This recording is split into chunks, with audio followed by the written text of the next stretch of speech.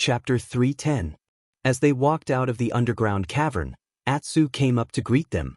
This black wolf seemed to have sensed something and kept staring at Lu Chen. But other than that, Atsu didn't do anything else. It didn't roar, but just quietly followed behind Lu Chen all the way back to the surface. They didn't know how long they stayed underground. When they returned to the Black Stone Canyon, the sky was dark. It was already late at night. In the vast night sky, countless stars twinkled, like pearls decorating the deep sky. Under the starry sky, the mountains and the earth seemed to become insignificant. Those who looked up at the starry sky seemed to feel like they were just a speck of dust. Under the starry sky, in the night wind, they gazed into the distance for a long time. The wind faintly carried their soft and indistinct voices, as if they were discussing something. Maybe it was the heaven and earth, or maybe it was the past, or maybe it was the future hope of this path. Afterwards, they turned around and left this place, causing this originally desolate gorge to once again sink into silence. Only the cold starlight lingered in this place, unwilling to give up. On the way back, Huiyan and Lu Chen were extremely careful. However, compared to their previous journey, their journey this time seemed to be smoother. Not only did they rarely encounter any powerful demonic beasts, they didn't even encounter any powerful clans or tribes.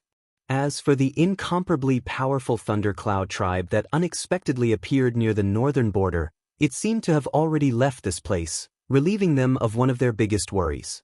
In Lu Chen's eyes, this was really good luck. In Huiyan's eyes, this was the blessing of the fire god. Because of all these reasons, they returned almost 2 days earlier than expected. They arrived near the Black Fire Tribe's camp that day. This was originally a comfortable and happy journey, until they saw a few plumes of black smoke rising from the Black Fire Tribe's camp. Atsu suddenly roared towards the front. The hair on its neck stood up, and its eyes revealed a fierce light. Huiyan and Lu Chen's expressions changed almost at the same time. Huiyan roared angrily and rushed forward. At the same time, a trace of fear faintly appeared on his face. Lu Chen followed behind the furious barbarian warrior. His eyebrows were tightly knitted, and his mood was indescribably complicated. Of course, he didn't have the same deep feelings for the Black Fire tribe as Huiyan did. To be honest, if it wasn't for the secret of returning north from Huiyan, he really wouldn't care if this damn tribe was dead or alive, or if it was thriving or declining. But now that they had boarded the pirate ship, Lu Chen of course hoped that the Black Fire tribe would have better luck.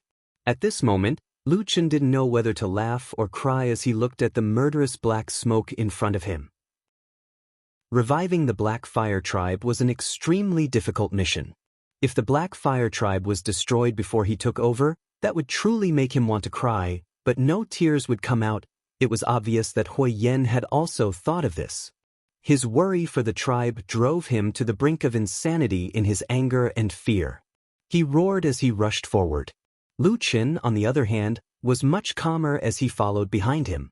His gaze swept across the surrounding desert, carefully observing the movements behind the sand dune plants. They rushed all the way into the Black Fire tribe's camp. Along the way, the two did not meet with any obstructions or enemies. But the scene that greeted them caused Huiyan to stop in his tracks and hold his breath.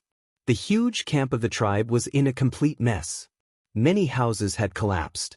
Traces of fighting and burning could be seen everywhere. In the ruins of the village, among the rocks and charred firewood, the corpses of barbarians could be seen lying motionless on the ground from time to time. The smell of blood drifted from the front along with the wind. Huiyan suddenly let out an inhuman howl of pain, like a despairing demonic beast in a hopeless situation. A trickle of blood flowed from the side of his mouth. He had bitten his lips. At that moment, his eyes were filled with regret, and his body was trembling slightly. With a thud, he finally knelt on the ground. He clenched his fists and pounded the ground in front of him with all his might, as if he had gone mad. But at this moment, a hand suddenly reached out from the side and pulled him back. Huiyan's body stopped, and he raised his head to look with a pair of bloodshot and furious eyes. It was Lu Chen who had come to his side. Huiyan stared at Lu Chen, his eyes burning with a flame that could kill him. But Lu Chen didn't seem to notice it. His face was calm as usual, as if the tragic scene around him had no meaning to him. He just lowered his body slightly and said to Hui Yen in a low voice, "There are too few corpses. Your tribe has far more people than this." Hui Yan's body shook, as if he had suddenly woken up. The expression in his eyes quickly calmed down. After a while, he nodded to Lu Qin, gritted his teeth and stood up. He then quickly walked into the depths of the camp and began to examine the surrounding situation. He dragged out the barbarian corpses from the ruins and placed them in an open space. About an hour later, the two of them had searched the entire Blackfire tribe's camp. Then, they dragged out the corpses and placed them in the open space in the middle of the camp. There were a total of 11 corpses. Among the 11 corpses, 3 or 4 of them had been badly burned and their faces could no longer be seen clearly. The remaining corpses were obviously old men or women. There was not a single one of the young, strong, and ferocious barbarian warriors of the Blackfire tribe. Hui Yen and Lu Qin stood side by side next to the 11 corpses. Atsu did not seem to like the scene here.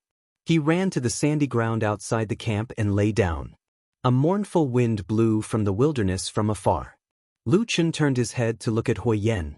When the wind ruffled the hair of this brave and burly barbarian, Lu Qin saw that there was still pain and regret in his eyes. But at the same time, it was obvious that he was relieved. "These people are all my tribesmen." Hui Yan's voice sounded very low, but very clear. 8 old men and 3 women. I can call out their names. As he said this, he pointed at the corpses, pressed his hand on his chest, and lowered his head in silence. Lu Qin waited for a while, then calmly said, "From the situation here, it is very likely that the Blackfire tribe was ambushed by external enemies. But from the corpses, it should be the warriors of your tribe who escorted most of your tribesmen out of here." Here, he paused and said, "We are going to look for them."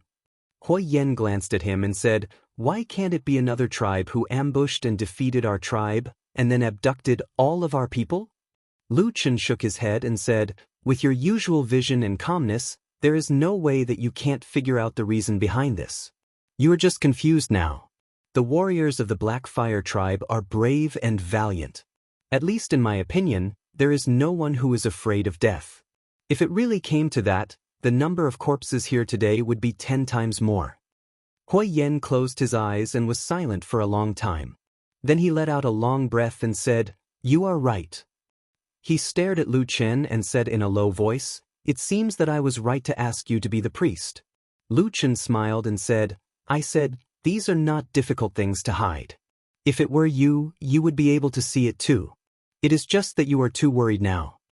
Hui Yen clenched his fist tightly and looked at the corpses on the ground. He silently lowered his head and said a few words, then suddenly turned and walked out of the camp.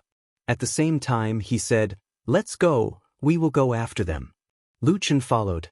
At this moment, Atsu, who was outside the camp, suddenly stood up.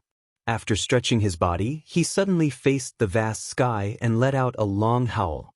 The mournful howl of the wolf echoed in this cold and desolate wasteland. Chapter 311. As they walked out of the camp, Hui Yen asked Lu Qin if there was any way to find the missing tribesmen through witchcraft. Lu Qin naturally shook his head and denied it. At the same time, he had a new understanding of the unfathomable superstition of witchcraft of these barbarians. However, it seemed that Hui Yen did not have much hope in this matter. He was just hoping for a fluke. After receiving Lu Qin's reply, he frowned and observed the surroundings.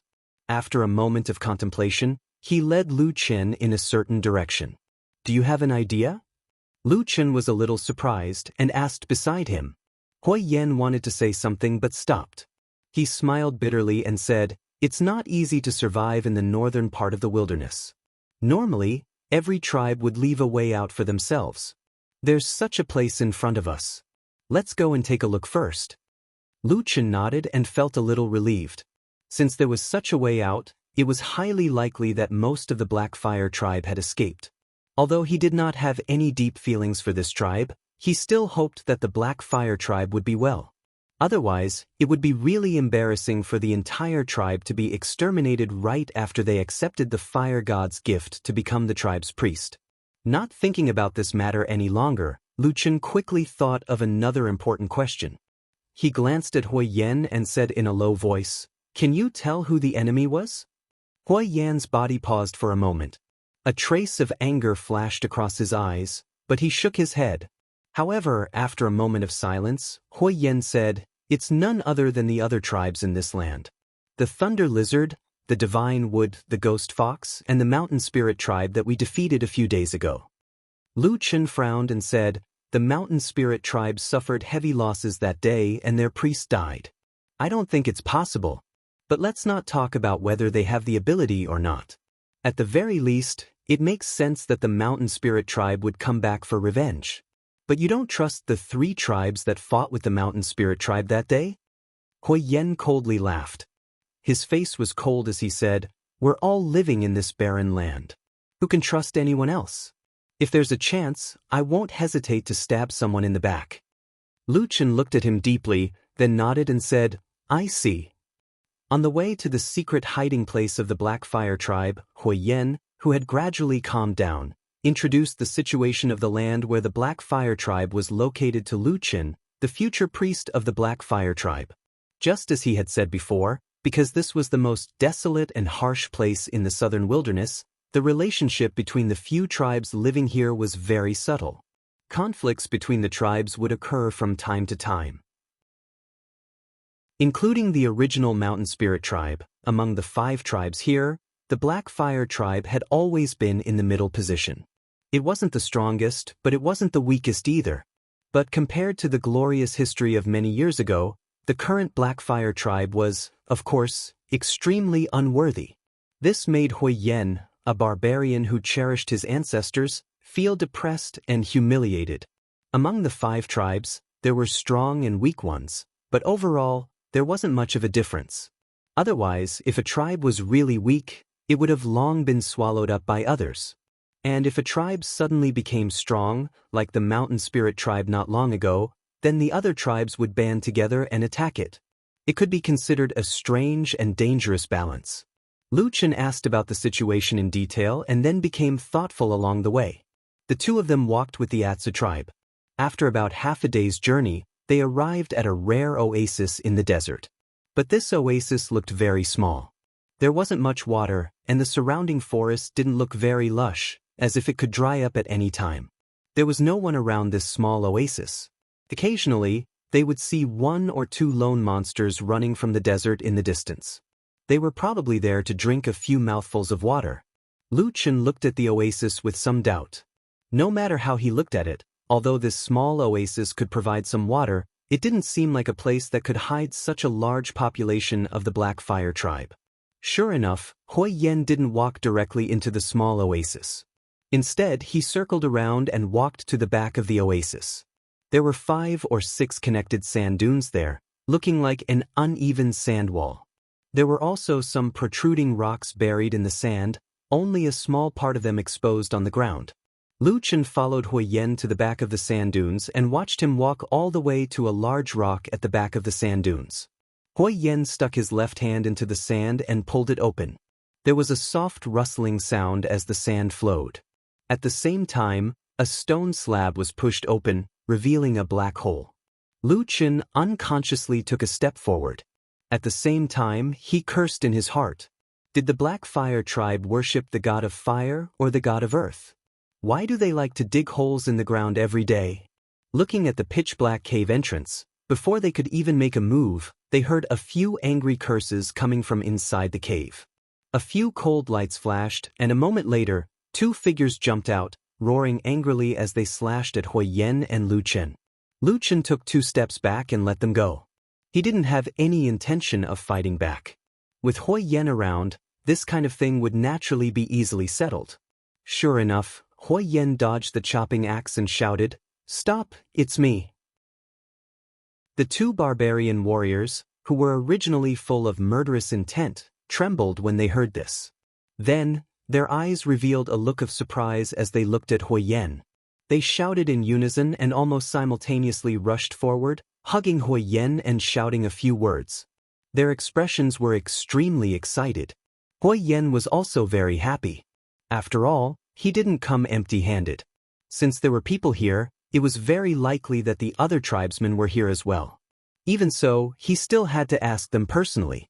Hui Yen grabbed a barbarian beside him and asked anxiously, "Black Bull, what about the others? Are they all right?" The barbarian warrior called Black Bull nodded repeatedly and pointed to the hole. "The tribesmen are hiding in there. They're fine for the time being." As he said this, a trace of sadness flashed across his face. "But at the camp, we didn't have time to save them. The few of them died. I'm sorry, Hui Yen. When you weren't here, we didn't protect the tribe well." Hui Yen patted Black Bull's shoulder and said in a deep voice, "It's not your fault. Come, bring me in to have a look." The Black Bull hurriedly agreed. Just as he took a step forward, a startled expression suddenly appeared on his face. Only at this moment did he see Lu Chen and Atu standing to the side. Furthermore, he saw Lu Chen's extremely calm expression as he leisurely walked over and walked shoulder to shoulder with Hui Yen towards the cave entrance. In Lu Chen's hand, the fire god's staff, which was half its original length and had become complete, was in his hand. Just as Black Bull was in a daze, a voice suddenly came from the front. It wasn't Hui Yan's, but the human male. He asked Black Bull, "Do you know who the enemy who launched a sneak attack on the tribe is?"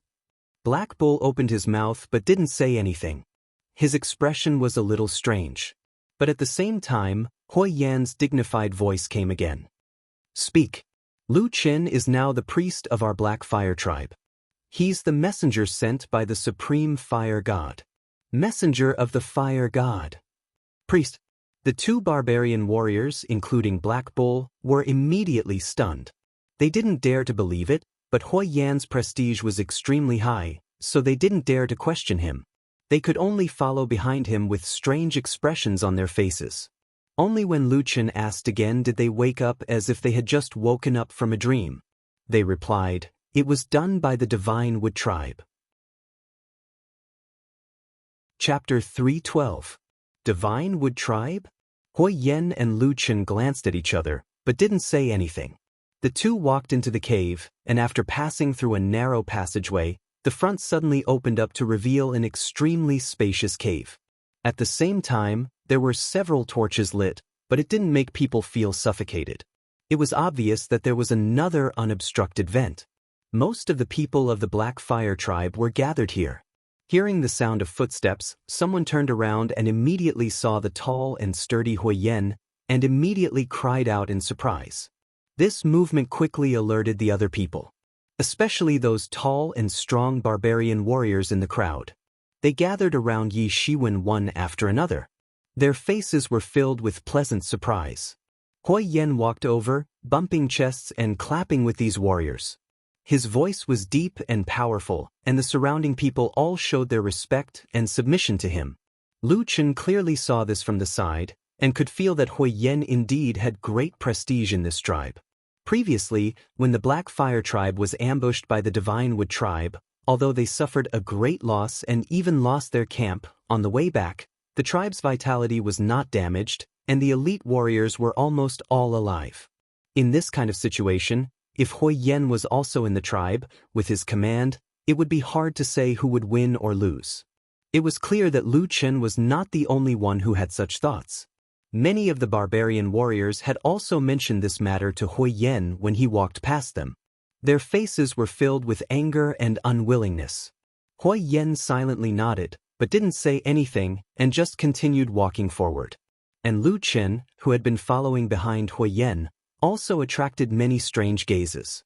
But after the previous incident at the Black Fire tribe's camp, these barbarians looked at Lu Chen with a much more relaxed gaze. Walking through the crowd and into the depths of the cave, he saw two people coming from behind the crowd. They were Hui Yan's two relatives. His son, Huang, was supporting the current chief of the Black Fire tribe, who was also his father, Huahu. "Father!" Hui Yen walked in front of Huahu and called out. Flaming Tiger looked at his son, and a trace of gratification flashed across his face. He nodded and said, "It's good that you're back." As he spoke, his gaze swept past Hui Yan's back. When he saw Lu Chen and the intact fire god's staff in his hand, he seemed to be startled for a moment. At the same time, a haze flashed across the depths of his eyes. Hoi Yan's return made the people of the Black Fire tribe happy and excited. The atmosphere in the tribe was obviously much higher. Many people cast their gazes over. Although they didn't shout, there was still a very strong and obvious expectation. As for what this expectation was, it was self-evident. However, no matter what it was, the core members of the clan had to sit down and discuss it. Basically, it was Hoi Yan's family. As one of the privileges of the patriarch, Flaming Tiger occupied the best and driest place in this underground cave.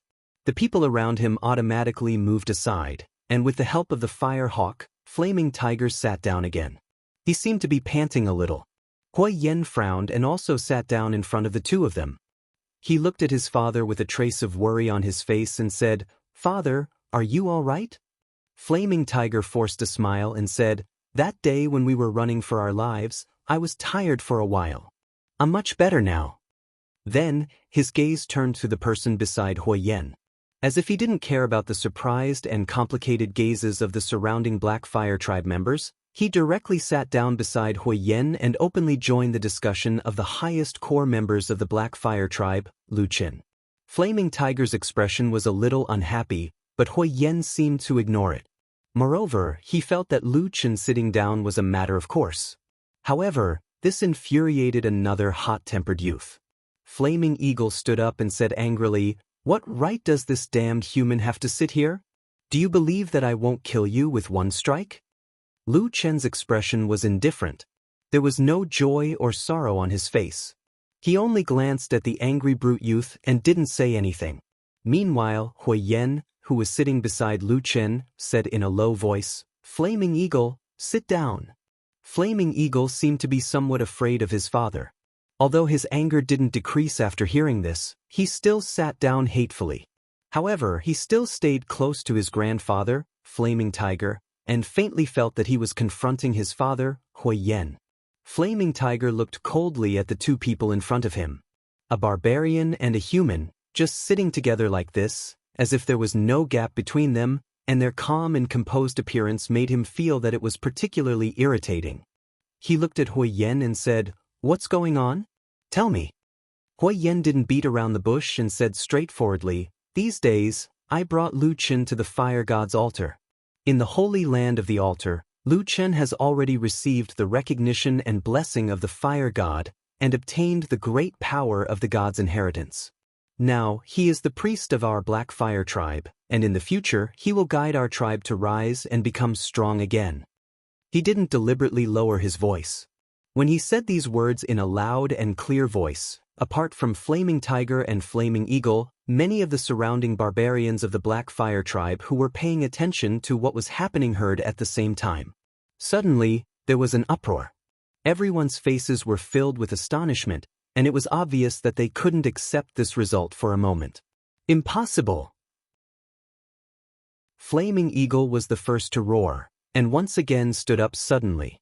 Hoi Yan also stood up, but he didn't make any move against his son in front of him. He only glanced at him, and then turned around to look at the surroundings. Facing the gazes of the many clansmen, he said in a clear voice, "The long-lost divine weapon, the fire god's staff, has now been reunited in the hands of Lu Qin. This is the best proof that the fire god has recognized him." There was another round of clamor and discussion, but it quickly quieted down. Most of the Black Fire clansmen still had expressions of shock and disbelief on their faces, but when they looked at Lu Qin, there was an inexplicable sense of intimacy in their gazes. Is that the person chosen by the supreme fire god? As if responding to Hoi Yan's words, the fire god's scepter suddenly flickered and brightened. A dazzling brilliance lit up from the scepter. It was as dazzling as the sun, causing one to feel reverence when looking at it. After a while, suddenly from the dazzling brilliance, a ball of flame suddenly soared up, rushed into the air, burned fiercely. The entire cave people felt a wave of heat instantly hit their faces, and the ancient aura contained in it was even more powerful to the point that it made people tremble. In an instant, under the deep-rooted worship and reverence, almost all of the Black Fire tribe members knelt down. Their eyes were brimming with tears, and they bowed respectfully, cheering and praising the fire god. Hua Hu and Hua Ying, on the other hand, had expressions of shock on their faces. They did not kneel down, but neither did they reprimand him.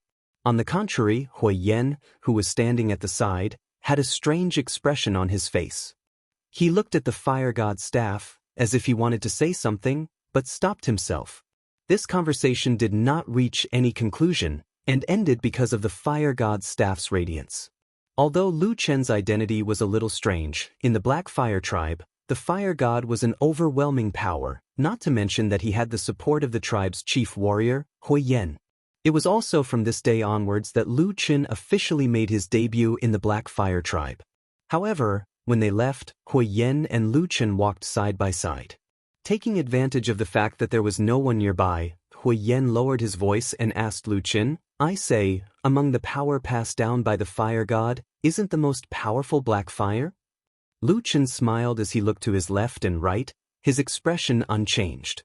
He also lowered his voice and said, "You're right. Then why did you suddenly create that flashy but impractical white light? Because this is the best way to deceive these idiots. If you use black fire, they might not even understand," Lu Chen said. Hui Yan was furious, but then his expression stiffened and he fell silent. After a long while, he shook his head and smiled bitterly. He sighed and did not say anything else. After Hui Yan returned to the tribe, many people in the Black Fire tribe seemed to have suddenly found a pillar of support, and their spirits rose. This was especially obvious among the barbarian warriors. Many of them could feel it, including the patriarch of the barbarian race, Huohu. And since Hui Yan had returned, the most important thing was to understand the matter of the Divine Wood tribe's sneak attack and how to respond. In fact, the most important person to respond to this matter should be the chief, but the atmosphere in the Black Fire tribe seemed to be a little strange. Hui Yan's question seemed to be a matter of course, and the people beside him did not object. The beginning and the course of this matter were quickly laid out in front of Hui Yan and Lu Chen. The matter was not complicated. The situation was that one day, the Divine Wood tribe suddenly took advantage of the darkness to launch a sneak attack on the Black Fire camp. There was no warning beforehand, and there was almost no conflict between the two tribes. The people of the Black Fire tribe did not expect the Divine Wood tribe to make such a move, so they were caught unprepared. However, among the 5 tribes of the wasteland, the Black Fire tribe's warriors had always been at the highest level. It was just that the tribe did not have the most people, so their overall strength was only in the middle. The Divine Wood tribe had many people, but the battle strength of their warriors could not compare to that of the Black Fire tribe. So after this battle, although the Black Fire tribe was defeated, their losses were not great.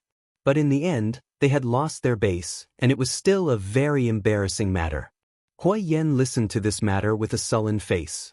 There were a few tribal warriors who reported this matter, including Iron Bear, whom Lu Chen had seen before, and Black Bull, whom he had seen outside the passage.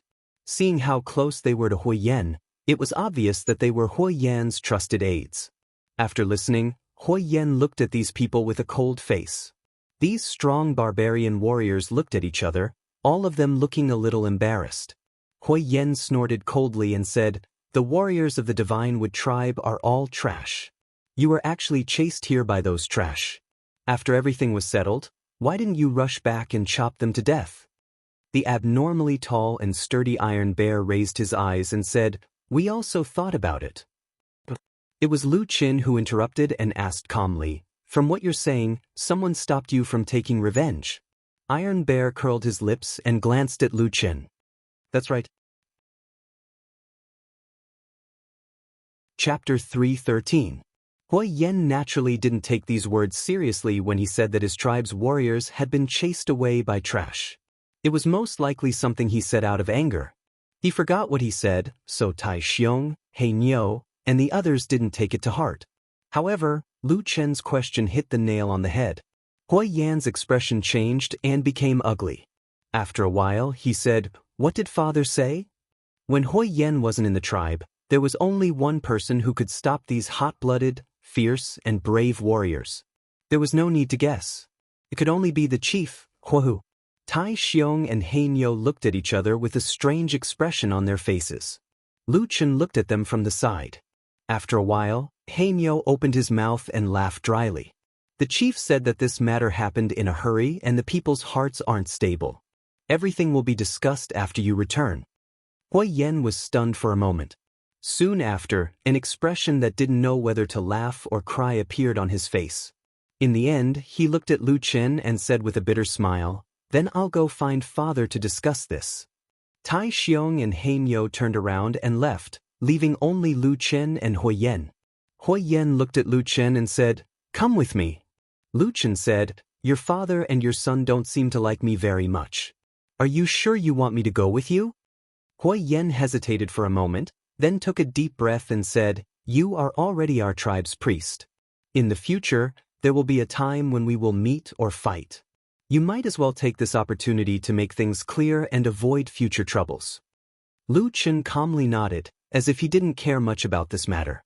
Instead, he looked at Hui Yen and said, "How do you plan to deal with this matter?"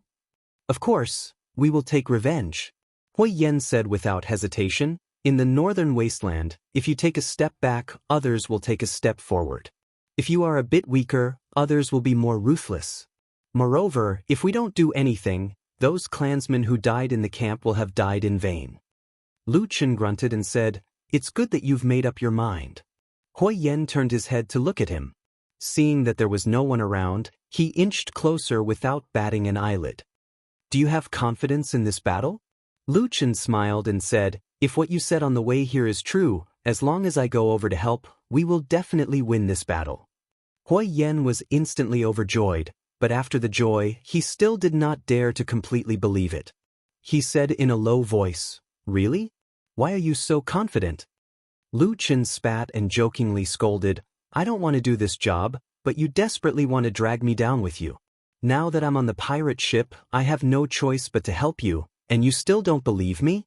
If I say it's possible, then it's definitely possible. What's with all this nonsense?" Hui Yen laughed heartily, his expression carefree and joyful as he strode forward. Lu Chen followed beside him and said, "But how are you so sure that your father will agree to your suggestion?" Hui Yen waved his hand and smiled, "You don't understand. My father handed this matter to me a long time ago." "Oh, that's good," Lu Chen said with a smile. About an hour later, Hui Yen and Lu Chen once again left the residence of the Black Fire Tribe's chief, Hu Hu. But this time, the expressions on both of their faces were a little strange. Lu Chen was a little surprised and a little amused, while Hui Yan's face was ashen, looking angry and annoyed. As he walked, the Black Fire Tribe's clansmen all avoided him, not daring to provoke this burly chief warrior. When the two of them walked to a secluded area with no one around, Lu Chen said lightly, "What do you mean?" Hui Yen suddenly let out a low roar and suddenly punched the stone wall beside him, causing a large amount of sand to fall. At the same time, he gritted his teeth and said, "Stupid, stupid. How could my father be so stupid? Whether he's stupid or not, there's nothing more to say. Now that the chief doesn't agree to send out troops for revenge, what do you plan to do?" Lu Chen stood beside Hui Yen and said with a calm expression, "By the way, I've always thought that you were the one who could make the final decision in the Black Fire Tribe when we made the deal in the sacrificial altar sacred land.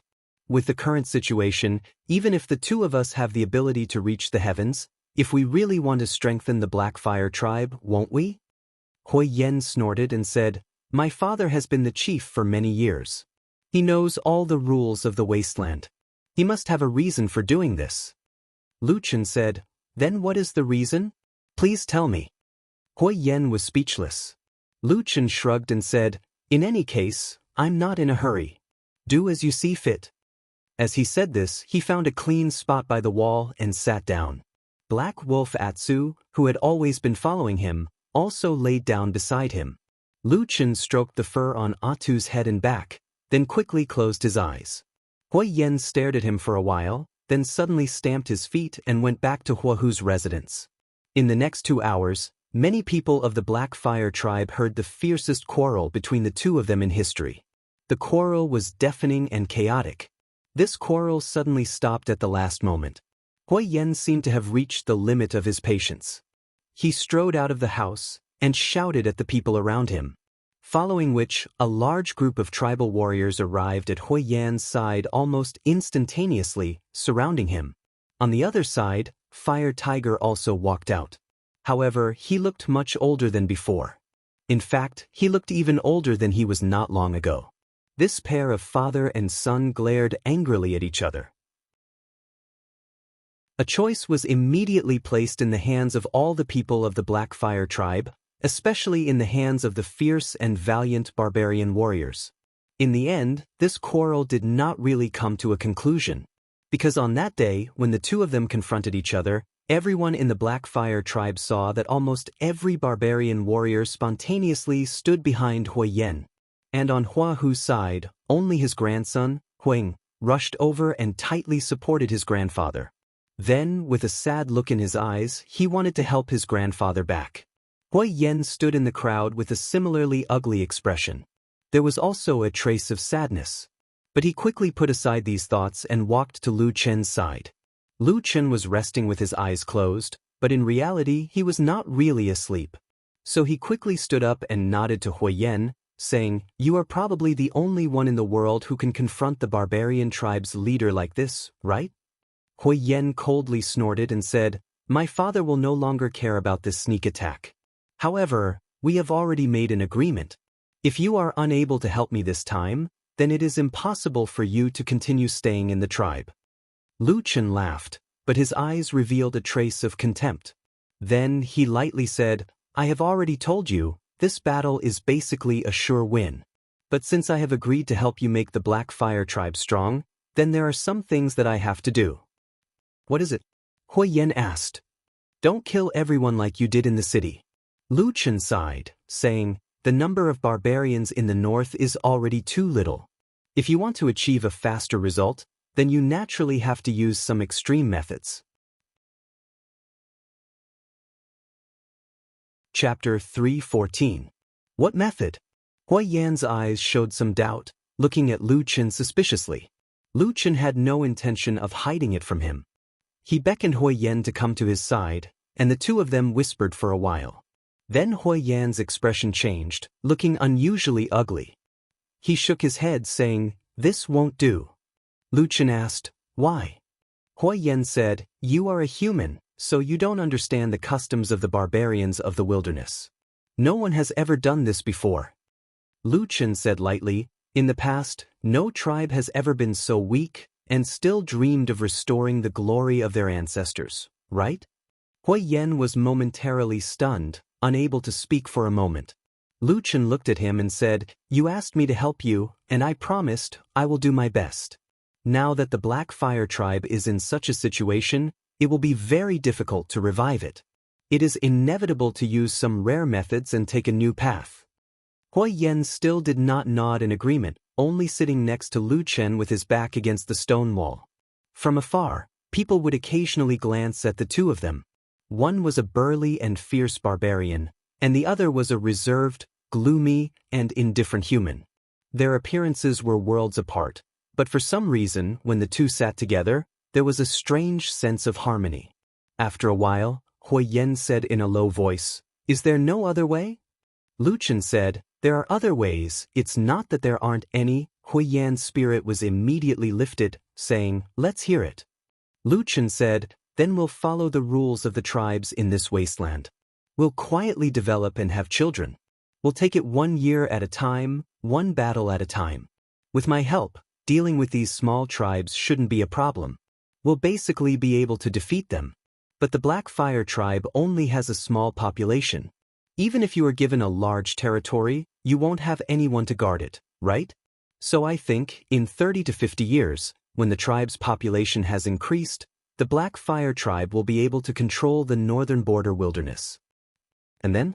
You still have the ambition to restore the glory of your ancestors when they were at their peak?" Lu Chen looked at Huiyan and said calmly, "According to what you've told me, the territory in the south is 100 times larger than here, and the population of the most powerful tribes is almost 10 times that of the Black Fire tribe. Then what should we do? Let's continue to reproduce. We'll wait for about 100 or 200 years.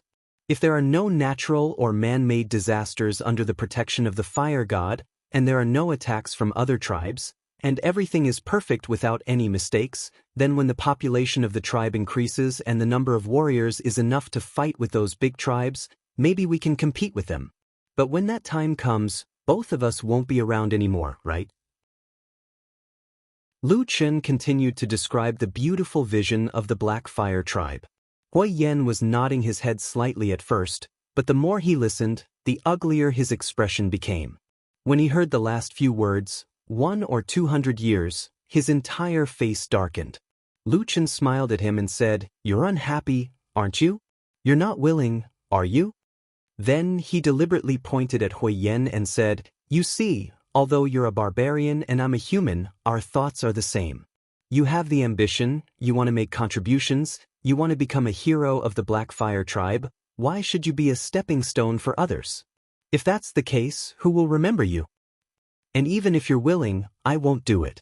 Lu Chen finally said calmly, "I plan to return to the north alive. If we really want to waste our time and die here, then we'll just turn against each other now." Deep into the night, dark clouds covered the stars.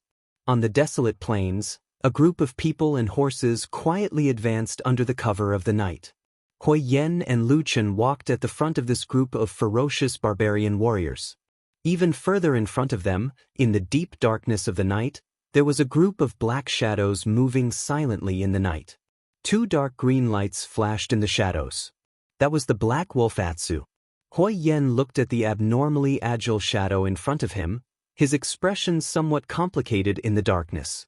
After a while, he said to Lu Chen, "This monster of yours seems to be somewhat different." This time, Lu Chen's clothes were not the same as before. His original clothes were gone, and in its place was a completely black, ancient-looking black robe. Even half of his head was covered by a hood, looking a little strange. After hearing Huiyan's words, he casually said, "Chen, what's different?" Huiyan shook his head and said, "It's too human-like. Ordinary demonic beasts are basically unable to do this. However, in the past, I've heard from the elders in the tribe that there seem to be similar strange demonic beasts in those large tribes." Lu Chen's eyes flashed and he asked, "What kind of monsters are there in the big tribes?" Huiyan thought for a while and said, "I can't say for sure, I've actually never seen it with my own eyes. But I heard that those especially powerful, especially human-like and intelligent monsters are usually under the command of the most powerful shaman venerable. Most people call them holy beasts." Lu Chen's footsteps slightly paused, then he said, "If only the Atsu was really a holy beast." Huiyan laughed and said, "That's right." Lu Chen immediately changed the topic, pointing at the black robe he was wearing and said, "Must I wear this robe of yours?" Huiyan immediately nodded and said, "Yes, this is the only priest robe that has been passed down from the ancestors of our Black Fire tribe. This is the tribe's rule." "Rule?" Lu Chen looked at him and said, "The matter that we talked about when we came out, have you thought about it?" Huiyan was silent for a while, then said, "Yes, we'll do as you say. But before that, we have to at least win this battle." Lu Chen had a faint smile on his face, nodded and said, "Don't worry." Huiyan also seemed to feel a little awkward, and after a dry cough, he said, "I feel that the Divine Wood tribe's base was not damaged after the sneak attack. They should be on guard these days." Lu Chen said, "I also feel that they should be on guard. But so many days have passed, they can't be on guard every day, they will eventually relax a little. Moreover, we can win tonight's battle without a sneak attack." Huiyan took a deep breath and said, "Why are you always so confident?" Lu Chen grinned and said, "Don't you believe that the fire god is protecting you?" "I believe." Huiyan was obviously stunned for a moment, and finally replied in a muffled voice. For this long-distance attack, the Black Fire tribe did not send out all their warriors, but those who were able to come out were all elite warriors who had experienced hundreds of battles. It would not be an exaggeration to say that they were the strongest fighting force of the Black Fire tribe so far. After experiencing the humiliation of being ambushed and having to flee in panic, these Black Fire warriors were all eager to fight. They did not have the slightest fear of entering deep into the Divine Wood tribe's lair. Instead, many people's gazes swept over the 2 figures at the front from time to time. When they looked at Huiyan, their gazes were filled with respect and trust, but when they looked at Lu Qin, their gazes were complicated with a hint of suspicion. Before they set off, Lu Qin had already asked Hui Yen to gather these warriors together, and then he did some of the work that a tribal priest should do. It was just that he, a human, was playing tricks on them, and these Black Fire Tribe warriors did not seem to feel any sense of security. At least, they did not feel the strong fighting spirit and power that the fire god was supposed to convey through the priest. This matter made everyone feel a little uneasy, but Lu Qin did not care. After all, he was just fooling around with these ferocious-looking but simple-minded people. He had no choice but to do this after Hui Yen strongly urged him to. According to Hui Yen, it was fine if there were no priests in the barbarian tribe, but as long as there were priests, they would definitely invite the priests to perform a big ceremony like going to war. Otherwise, the entire tribe would not feel at ease. But one of the consequences of this was that no one seemed to feel the legendary ancestral power. Logically speaking, when the legendary priest was around, shouldn't the ancestral power shine upon everyone? Or could it be that the human priest and the ancestors of the barbarian tribe were not on the same page, so the ancestors of the Black Fire Tribe simply ignored this matter? Lu Qin was calm and collected, as if nothing had happened. The warriors of the Black Fire Tribe looked at each other and did not dare to say anything. After all, that was the messenger of the fire god, the tribal priest. Moreover, the Black Fire Tribe had lost their priest for hundreds of years, and no one was particularly clear about the specific situation back then. What if they were wrong?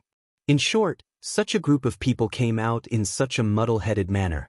Although they were a little uneasy, their fighting spirit was still high as they charged towards the old lair of the Divine Wood tribe.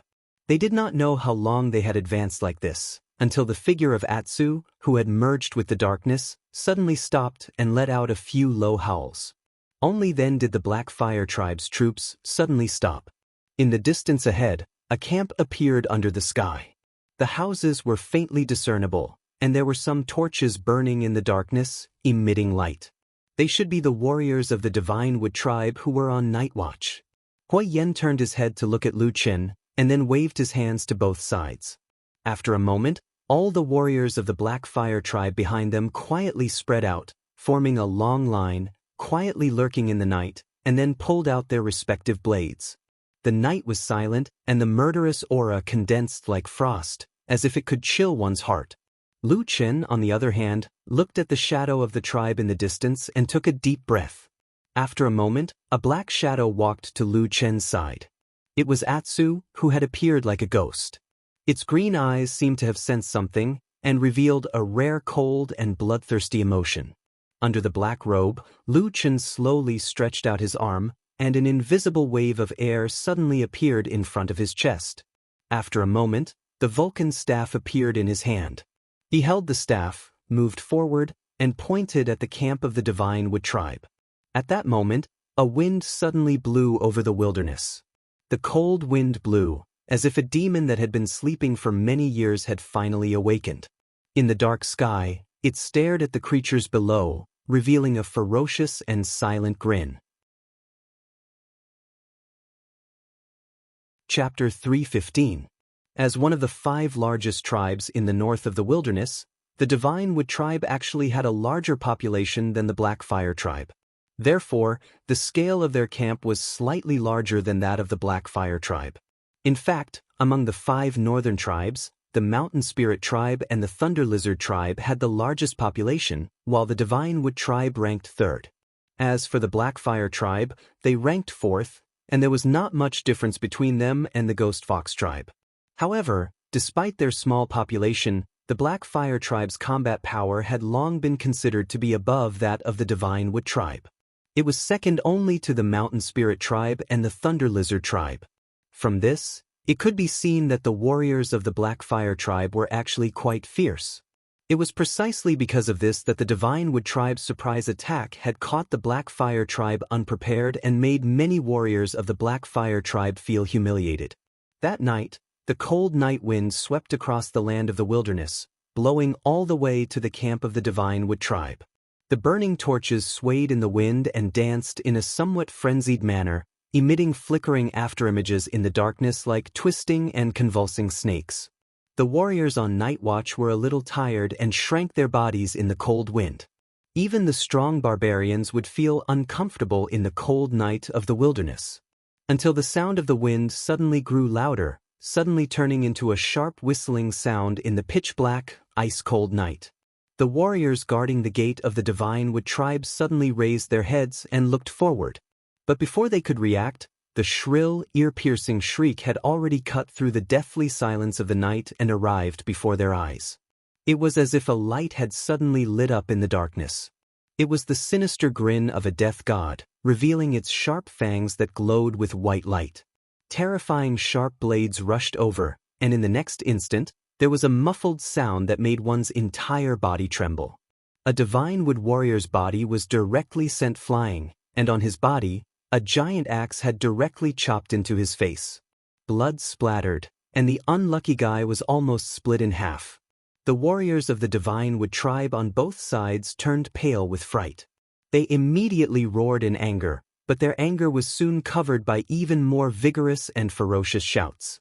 In the darkness of the night, a row of tall and ferocious warriors charged out. Perhaps there weren't that many of them, but in the darkness, they were like raging waves rolling up a violent wave. Amidst the blood-boiling roars, in the bone-chilling cold wind, they crashed down. The leader was the most muscular and powerful Huoyan. Like a raging wave, this group of black flame warriors instantly swept over and rushed to the entrance of the Divinewood tribe. Huoyan laughed sinisterly as he pulled out the giant axe from the corpse. Cries of alarm and screams rose and fell in the surroundings. Blood splashed and a few more corpses appeared on the ground. In the camp of the Divinewood tribe further away, the alarm had already resounded throughout the entire camp. No matter what, the Divinewood tribe was a barbarian tribe that lived in the harsh northern wastelands. Those who could survive in such a place were not weaklings. Therefore, in a short period of time visible to the naked eye, torches were quickly lit in the Divinewood tribe despite being ambushed. Then, more and more barbarian warriors swarmed over. Some were holding weapons, while others were not even dressed properly. It was obvious that they had just woken up from their sleep. But at a glance, everyone's faces were filled with anger and ferocity. Perhaps there was panic, but not much fear. The valiant nature of the barbarians could be said to be completely revealed. It's the people of the Black Flame tribe. An angry roar came from the crowd. It was obvious that someone from the Divinewood tribe had already recognized the identity of the invading enemy. This roar caused a commotion, but more warriors continued to roar and charge over. Looking at the number of people, the people from the Divinewood tribe were much more than the warriors from the Blackfire tribe. After all, this was their nest. But from Huoyan onwards, none of the warriors from the Blackfire tribe showed any signs of fear. Instead, they continued to roar and charge forward. Although they had fewer people, they seemed to erupt with an aura that was not any weaker than the opposite side. Seeing that a bloody battle was about to unfold in this harsh and calamitous wasteland, a black figure slowly stepped out from the shadows behind the Blackfire tribe warriors. It was as if he had become one with the darkness. It had been like this since the beginning of time, to the point that the fire god's staff in his hand had even overshadowed his existence. It emitted a strange light in midair, and then the twisted totem carvings slowly lit up. In the darkness, he began to chant a mysterious incantation in a low voice.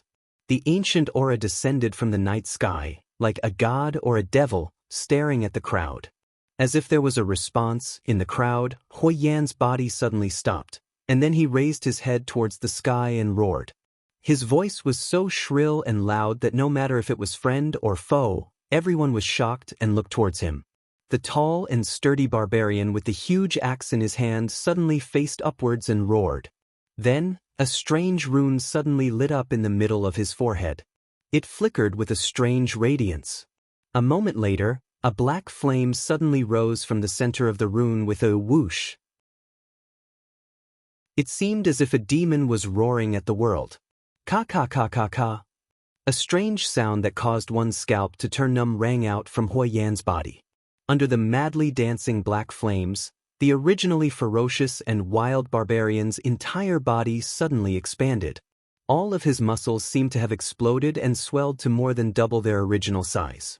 Green veins popped out, making him look like a barbarian giant that no one had ever seen before. His face that had become especially ferocious also looked like a demon at this moment. His eyes flickered with a bloodthirsty light, and the only feeling he had was power. Incomparably powerful power. He roared at the sky, as if there was nothing in this world that could stop him. Then he roared and rushed forward. The darkness and the night wind all retreated, revealing the Divinewood tribe members who had a look of shock on their faces. Witchcraft! A sharp and fearful voice suddenly rang out from the crowd of the Godwood tribe. They were not afraid of blood, sharp blades, or even death. However, it was as if all of them were innately awed by the legendary and mysterious witchcraft. Even their voices trembled as they screamed. On the other hand, the Black Fire tribe was full of fighting spirit. Many warriors even turned around to look. Then they, including the people of the Divinewood tribe who had also sensed something, saw a scene that they would never forget for the rest of their lives. A black shadow floated in the air behind them. Darkness gathered from all directions, so dense that it was almost unimaginable, and wrapped around the shadow-like person. A brilliant light flickered in the darkness, and in the center of the light was a staff. The totem rune shone with a dazzling light.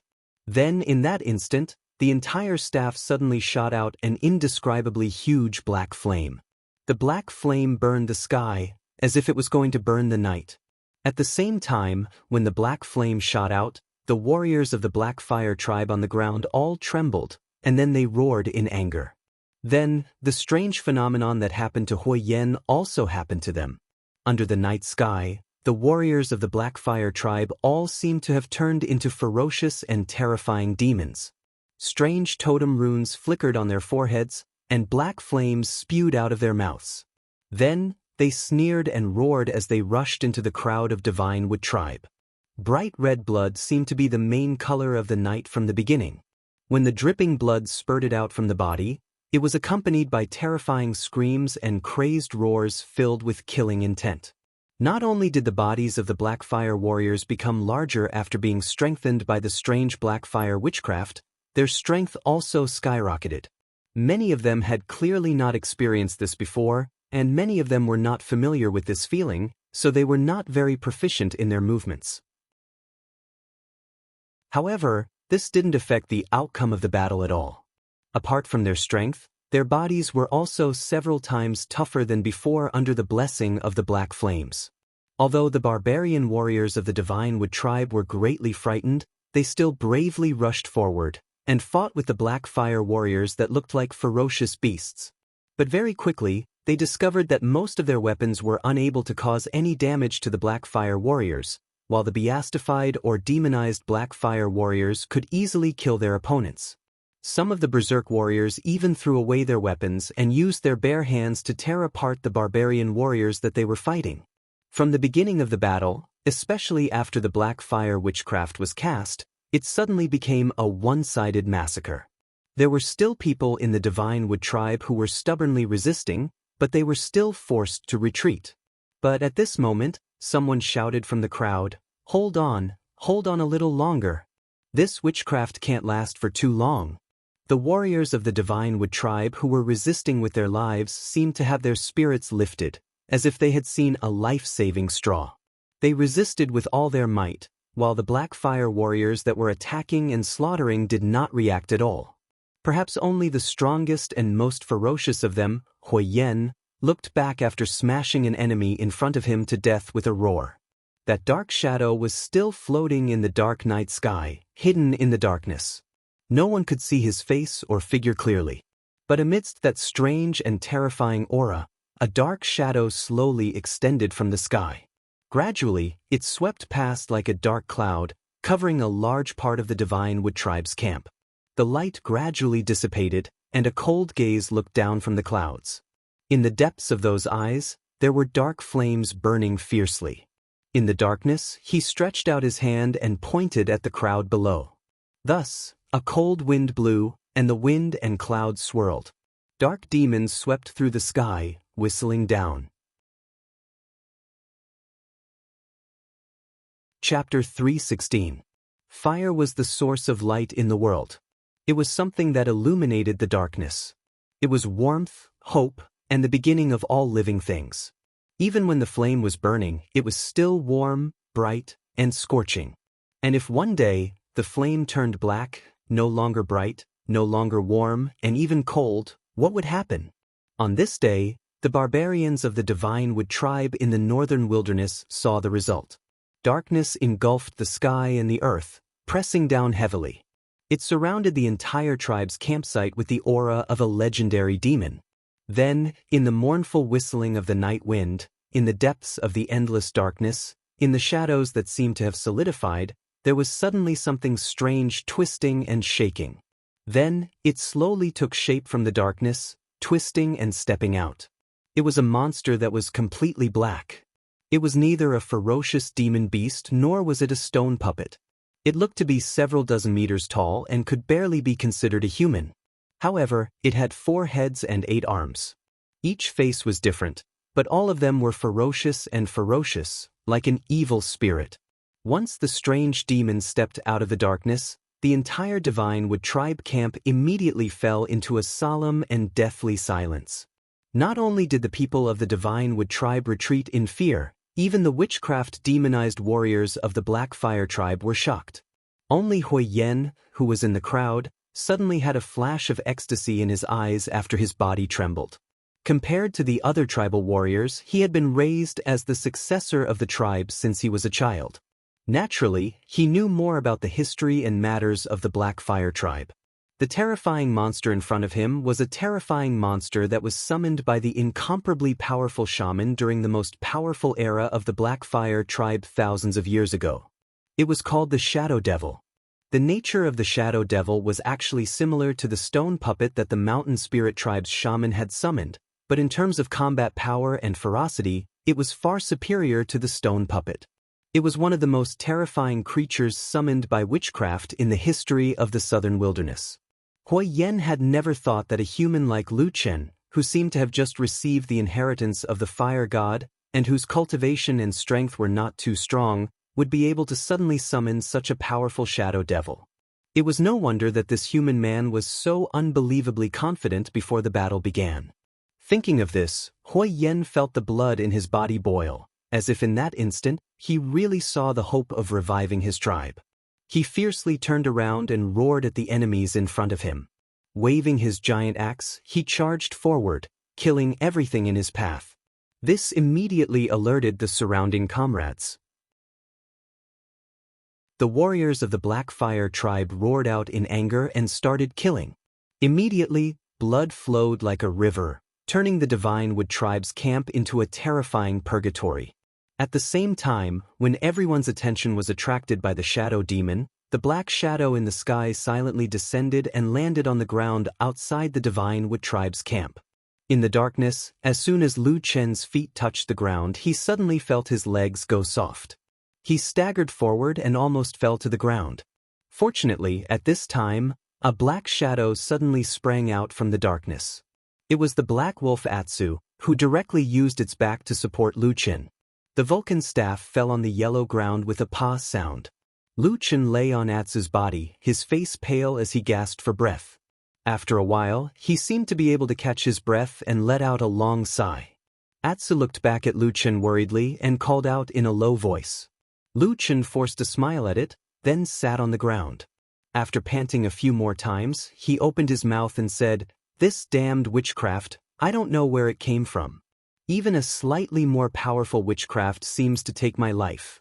Atsu's huge head leaned over and rubbed against Lu Chen's chest, but it didn't seem to know what to do.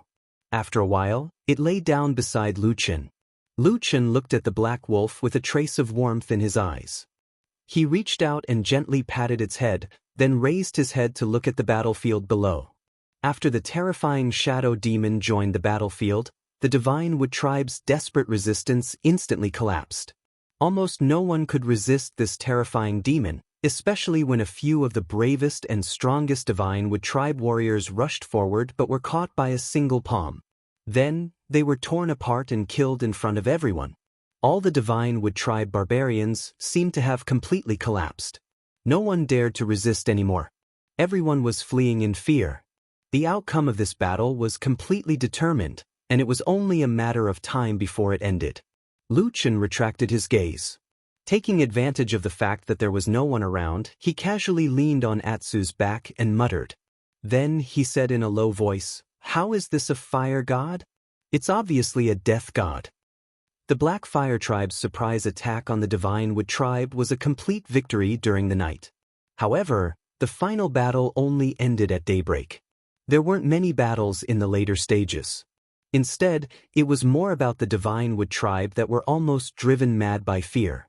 The Shadow Demon disappeared not long after the outcome of the battle was decided. To be honest, this terrifying demon actually didn't kill too many people. However, its terrifying power was unparalleled, and it was a decisive force that influenced the outcome of the battle.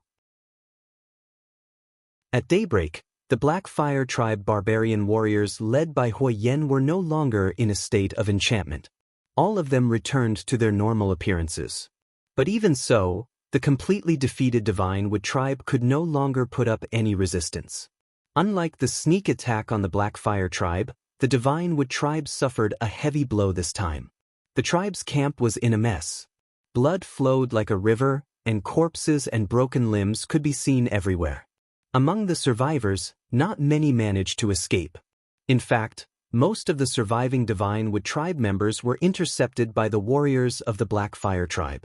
When the first ray of sunlight fell from the sky, the remaining barbarians of the Divine Wood Tribe were gathered in a corner of the camp.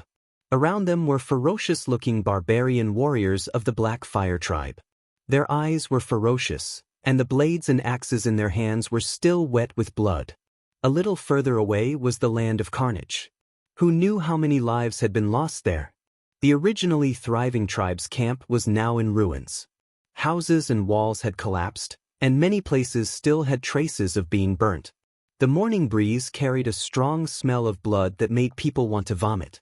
In the sky above the tribe's camp, there were already a few vultures and a large flock of crows circling in the air, cawing as they smelled the blood. It was in such a hellish scene that Lu Chen, who was wearing a black robe with his face hidden in a deep hood, slowly walked into the already fallen tribe's camp with the huge black wolf Atsu by his side. The black robe seemed to block out all the light. Even though it was daytime, no one could see the face of this human male clearly. But Atsu, who stood beside him, attracted everyone's attention. That ferocious beast's appearance was a perfect foil to this terrifying shaman's aura. There was no longer any doubt in the eyes of the warriors of the Black Fire Tribe. Everyone, even the most ferocious and valiant warriors, were filled with reverence in front of this black-robed priest. They respectfully made way for him. Lu Chen silently walked forward, calmly treating all the reverence and fear in the surroundings. Under his feet, he crossed the river of blood. Then he left bloody footprints on the road, all the way to the Divine Wood Tribe's captives. "Priest, it's the priest." Terrified, soft voices came from the captives. There were many women, children, and elderly among the captives of the Godwood Tribe, as well as many adult men. Even the patriarch of the Godwood Tribe was not dead yet. He had only lost an arm, and as a form of treatment that was different from the other tribesmen, he was tied with an extra rope and thrown in front of the crowd in a rough manner. At this moment, he stared at the black-robed priest with his eyes wide open. His face was filled with disbelief.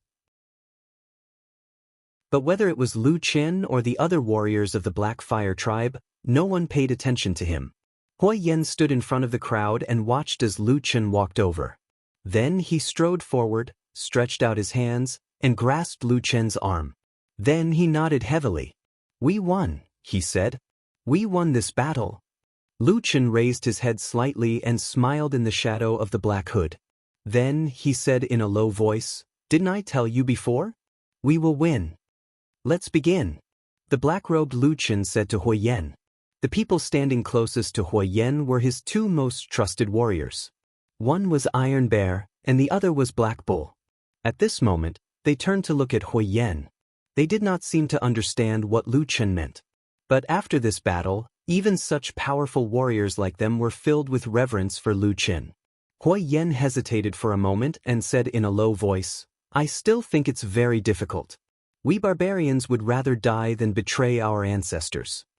Beside him, Iron Bear and Black Yak were immediately moved. They wore astonished expressions. Lu Chen's hood moved slightly, but he didn't seem to mind. He only said casually, "Let's try." "All right." Hui Yen seemed to have finally made up his mind. He turned and walked towards the captives of the Divine Wood tribe. On the other hand, Lu Chen turned around, as if he wasn't interested in what was going to happen next. Instead, after his gaze swept across the bloody and messy battlefield, he suddenly exclaimed in surprise, as if he had discovered something. Then, he walked towards the center of the tribe's camp not far away. There was a stone altar that looked like it was used to worship the tribe's ancestors. At this moment, most of it had been destroyed. But in the pile of rubble, where fresh blood had been splattered, Lu Chen's gaze fell on something. It was a white bone mask that looked broken and ancient. At the same time, Hui Yan's voice came from behind him. It was steady and loud, echoing in the sky above the tribe. "Now you have two choices." Chapter 317. The white bone mask in Lu Chen's hand wasn't the skull of a human. Although the barbarians worshipped their ancestors, it was common for them to preserve the remains of their ancestors and worship them.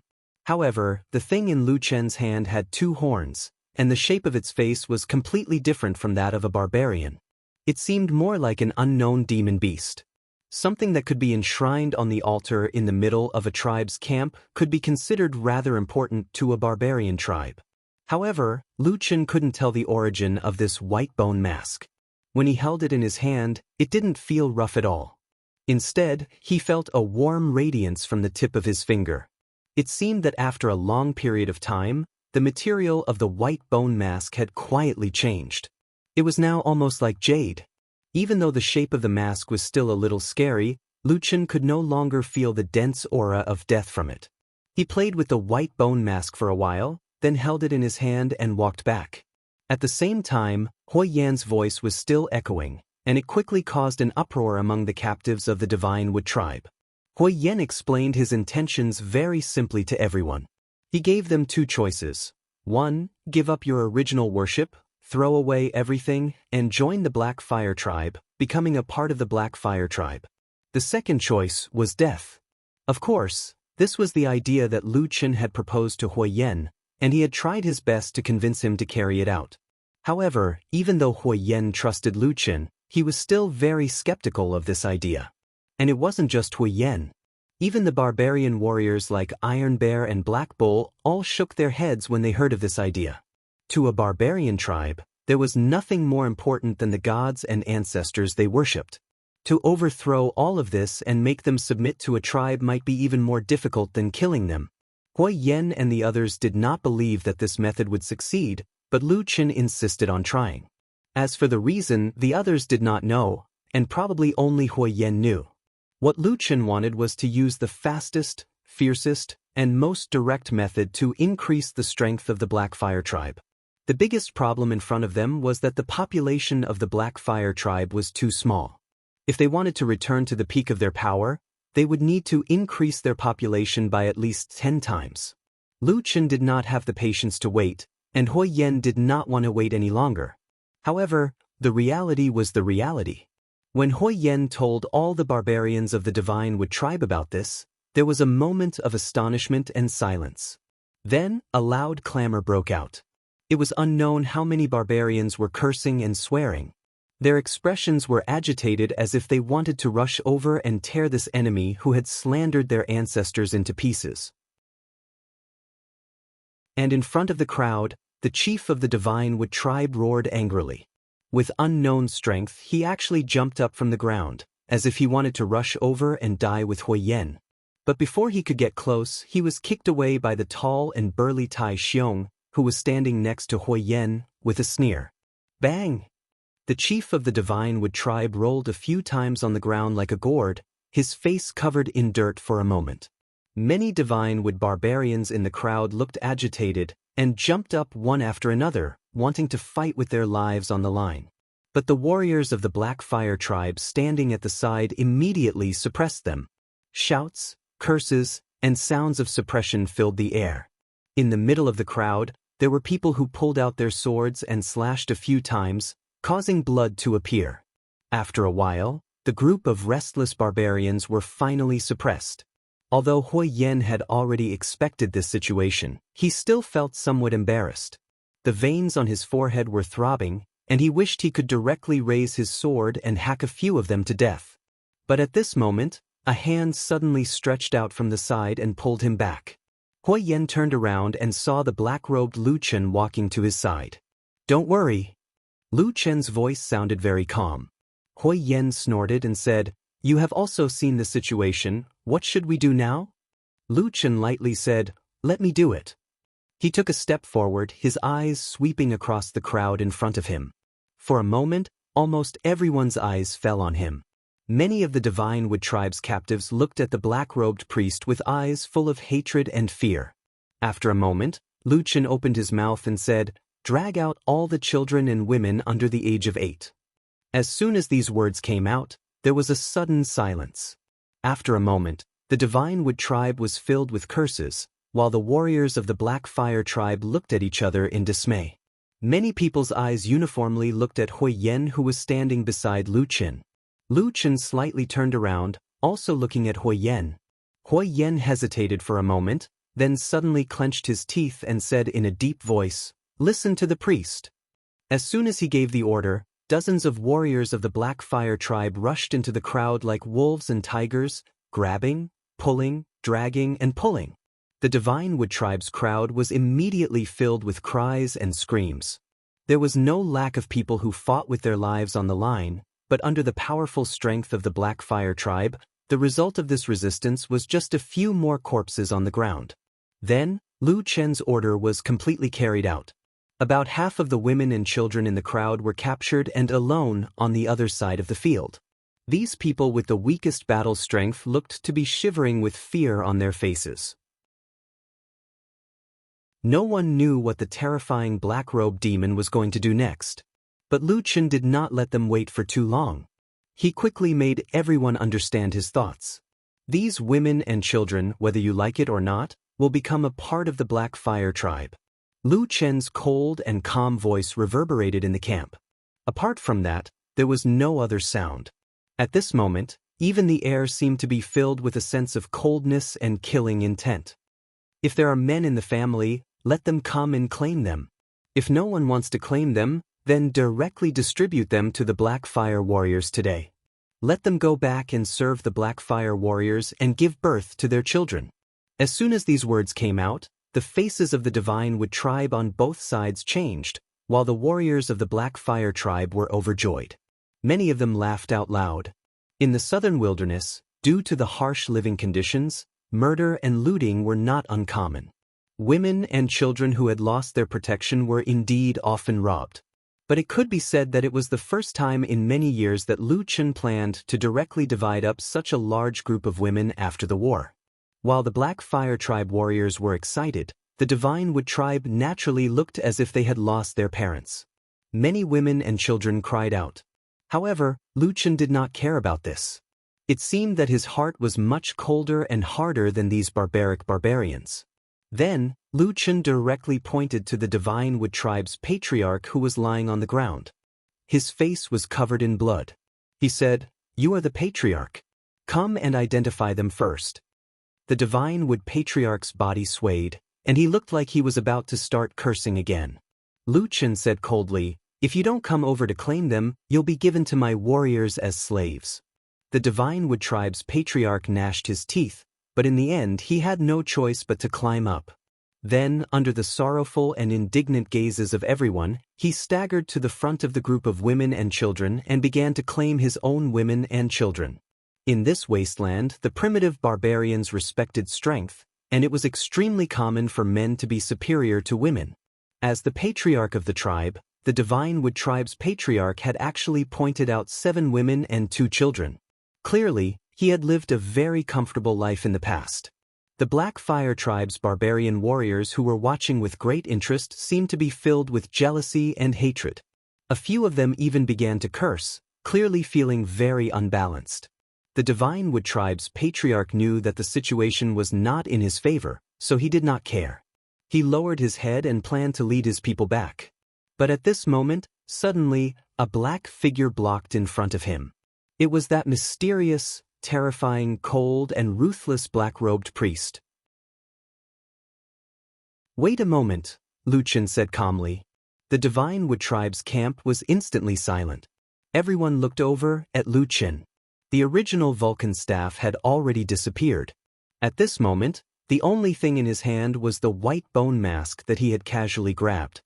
His entire body was hidden in the seemingly ancient black robe, which made him look even colder.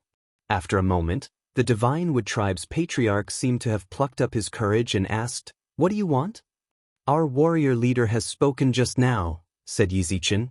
Lu Chen's hood moved slightly, then he looked up at the barbarian in front of him and said, "Join the Black Fire or die. Choose one." The Divine Wood Tribe's patriarch's face twisted, but even if he did not turn his head to look, he knew that all his tribesmen were looking at him. He clenched his teeth and suddenly roared, "Impossible! You must be dreaming." Lu Chen looked at him coldly, his fingers moving slightly, and the white bone mask flipped in his palm, emitting a strange white light. After a moment, Lu Chen suddenly picked up the mask and silently and slowly placed it on his face. At the same time, he said lightly, "Okay." The white bone mask slowly descended on the human man's face. Strangely, the mask instantly and firmly attached to his face, without any signs of slipping off. All the clansmen of the Divine Wood Tribe were in an uproar. But very quickly, they saw a pair of dark eyes appear behind the terrifying bone mask. Two black flames burned behind the terrifying eye sockets, like the eyes of a demon, and fell on the Divine Wood Tribe's patriarch. "In that case, you can die." The Divine Wood Tribe's patriarch was first shocked, then angry. Just as he was about to resist, his expression suddenly changed. He grabbed his throat with both hands and shouted hoarsely. A ball of black flames suddenly spewed out from his mouth. Then, it grew 10 times larger as it faced the wind and directly engulfed his entire body. In an instant, a shrill and miserable howl resounded through the entire camp.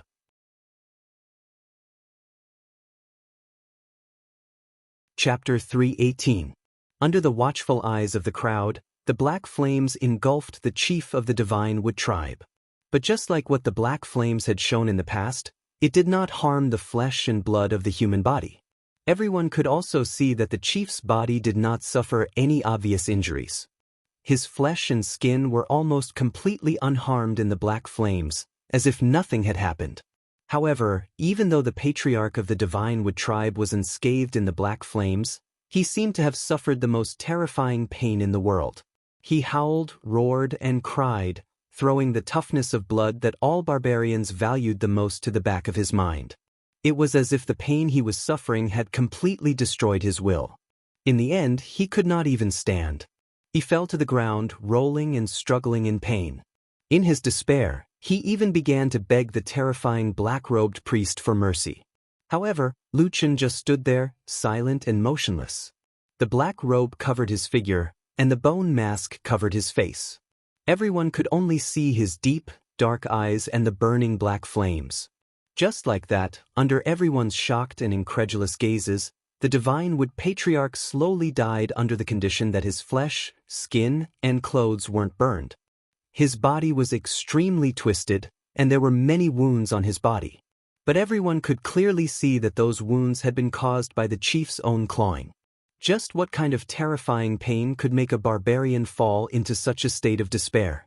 When the final howls gradually faded, the air was filled with a frozen coldness. Almost everyone's eyes were filled with fear, including the warriors of the Black Fire tribe standing at the side. No one would question the identity of the black-robed priest anymore. This terrifying, cruel, vicious, suffocating, and mysterious method was the most revered witchcraft in the southern wilderness for thousands of years. When the black flames dissipated, Lu Chen's eyes behind the bone mask once again looked at the twisted corpse on the ground. His pupils seemed to contract slightly, as if he had recalled the painful memories that had haunted him for many years. Next, A cold and calm voice came from behind the bone mask, echoing in the camp. Two warriors of the Blackfire tribe rushed forward and dragged out a barbarian man from the Divine Wood tribe, throwing him in front of Lu Qin. When the barbarian raised his head, he felt a shadow looming over him. The black-robed priest appeared not too far away from him. It was as if the priest had blocked all the light, making the barbarian feel as if the entire world was dark. A hoarse voice came out of the barbarian's mouth. No one could understand what he was saying, or perhaps he didn't say anything at all. However, before he could take another step forward, Lu Qin suddenly said, "Wait." Then he turned around and looked at the corpse. He pointed at the woman and child that had been claimed by the dead chief of the Divine Wood tribe and said coldly, "Take these people to the side and distribute them to the warriors of the tribe when we get back." The barbarian warriors of the Blackfire tribe immediately burst into laughter, while the people of the Divine Wood tribe were filled with grief and despair. But this did not change anything. Amidst the cries of the women, they were brought to the other side. Then, Lu Qin turned around and looked at the barbarian and said, "It's your turn. Go and identify them." The barbarian's body trembled, as if he could no longer move. Lu Qin said indifferently, "If you recognize them, there's still hope to save them. If you don't, they will definitely be taken away." The barbarian's face was ashen, as if he had lost all his life. But in the end, he still went to the group of women and claimed a woman and a child that was still in swaddling clothes. The child seemed to have been born not long ago. It was a small ball wrapped in a piece of animal skin. It was held in the arms of the woman who was also trembling and crying. For some reason, when Lu Qin saw the crying tears of the barbarian woman and the child, his heart suddenly palpitated. For a moment, he could clearly feel that somewhere in the depths of his heart seemed to soften. After a moment, he turned around and looked at the barbarian man. "It's your turn to choose. There are two paths, which one will you choose?" The man's gaze stayed on his wife and child. His face was full of pain and struggle. Anyone could see the hesitation on his face, but he did not really give up. Instead, a trace of determination gradually appeared on his face, as if he was about to make a decision. But at this time, Lu Qin suddenly said, "You should know that no matter what, after today, there will no longer be a Divine Wood tribe in this world." The barbarian man's body trembled, and the other Divine Wood tribe members in the distance were also in an uproar. Lu Qin did not care about this at all. He just said indifferently, "Those who are willing to surrender, swear to join the Blackfire tribe and protect your family and children. Those who are not willing to surrender, I will kill them. Without the Divine Wood tribe, why do you still worship the gods and ancestors? Or are you willing to watch your wife give birth to someone else's child and become a slave for your own child?" As he said this, he pointed at the relatives and children of the Divine Wood tribe's chief. The barbarian man's expression was extremely ugly. The determination on his face disappeared, and his expression changed rapidly. He looked as if he was about to collapse. Suddenly, as if in despair, he roared and shouted at Lu Qin, "Even if I surrender, how can you guarantee that the people of the Blackfire tribe won't come to steal my women?" Lu Qin took a step forward and pointed to the sky without hesitation. He said in a clear voice, "I swear to the fire god worshipped by the Blackfire tribe and to the ancestors that as long as you swear to be loyal to me and join the Blackfire tribe, I will treat you equally. If there is any conflict, I will deal with it fairly. If not, let the heavens send down divine punishment and destroy the Blackfire tribe." This oath was said resolutely and without hesitation. The content of this oath was the most important among the barbarian tribes of the wilderness. It could be said to be impeccable. With Lu Qin's words, the expressions of many people of the Divine Wood tribe changed subtly. But on the other side, on the side of the warriors of the Blackfire tribe, Hui Yan's facial muscles twitched slightly. He stared at the black-robed priest and seemed to grit his teeth. Struggle and hesitation were rare emotions for a barbarian, especially when it involved such a major matter that could overturn the previous half of their lives. Most people would be at a loss. But on this day, when the barbarian man was the first to cry and say that he was willing to surrender to his wife and children, full of shame and despair, the whole camp of the Divine Wood tribe was filled with a cold and dead atmosphere. Even the warriors of the Black Fire tribe had a very ugly expression on their faces. In this wasteland, no one had ever heard of anyone forcing a barbarian to betray his ancestors and beliefs. That kind of pain and despair could be felt by every barbarian, whether it was the barbarians from the Divine Wood tribe or the barbarians from the Black Fire tribe. Their gazes were either filled with hatred, fear, or reverence as they stared at the black-robed priest. The white bone mask made the man look so terrifying and strange. What happened next became numb and cruel. They had to choose between two paths. There was no other possibility, and the price was the barbarians' lives and the fate of their families. The southern wilderness had been a harsh place for survival for a long time. But on this day, the barbarians in the camp, whether they were from the Divine Wood tribe or the Black Fire tribe, seemed to have come to a new understanding of this fact. Some people surrendered in despair for their own lives and the fate of their families. They abandoned their ancestors, turned their backs on their gods, and swore an oath to join the Black Fire tribe. There were also some Divine Wood barbarians who were unyielding and would rather die than surrender. What awaited them was the purgatory of the Black Fire tribe, and the scene of their women and children being carved up as slaves in front of everyone, scene after scene, cold, cruel, and suffocating, played out until the end. In the evening of that day, the warriors of the Black Fire tribe left with a large group of people and set foot on the road back to the city. Many people in the crowd carried big and small bags on their backs, their faces filled with sorrow and pain. Behind them, a fire slowly rose to the sky. The once prosperous Divine Wood tribe camp was engulfed in flames, and the name of the Divine Wood tribe, after this night, forever disappeared in the night of the southern wilderness. In front of the night, there were stars, dark clouds, and even more deep and boundless darkness, shrouding the vast land of the wilderness.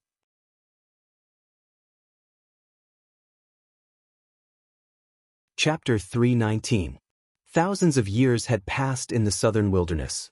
Countless tribes rose and fell, and countless people lived and died. The only thing that never changed was the desolate land and the endless wind and sand. Too much time had passed, and one's vision was too far away. It would make people numb. The tribes that had perished and the people that had died would no longer have the power to move people. They would be submerged in the long river of time, buried in the dust of history, and easily forgotten by most people. Even if some people remembered them or saw bits and pieces of them from some ancient books, they would just turn the page with an indifferent face. Huai Yan was the most outstanding barbarian in the Black Fire tribe for many years. Not only did he have a strong body and fierce fighting power, but he also had vision and decisiveness that almost no one else in the tribe had. Perhaps it was because of this that he had never been willing to be ordinary. He did not want to be suppressed in the harsh and barren north of the wilderness, and spent his life fighting with the other 4 tribes. He knew and remembered the glory of the ancient ancestors of the Black Fire tribe. Ever since he was a child, his biggest dream was to restore his tribe to its former glory. At the same time, he would engrave his name in the history of the tribe as the hero of the revival of the tribe. He would be remembered, praised, and spread by thousands of generations of descendants. It was also for the same reason that he had never thought that he would become a stepping stone, that he would silently dedicate his life to benefit his descendants, and that he would accumulate his strength. The success he wanted was right now, right in this life.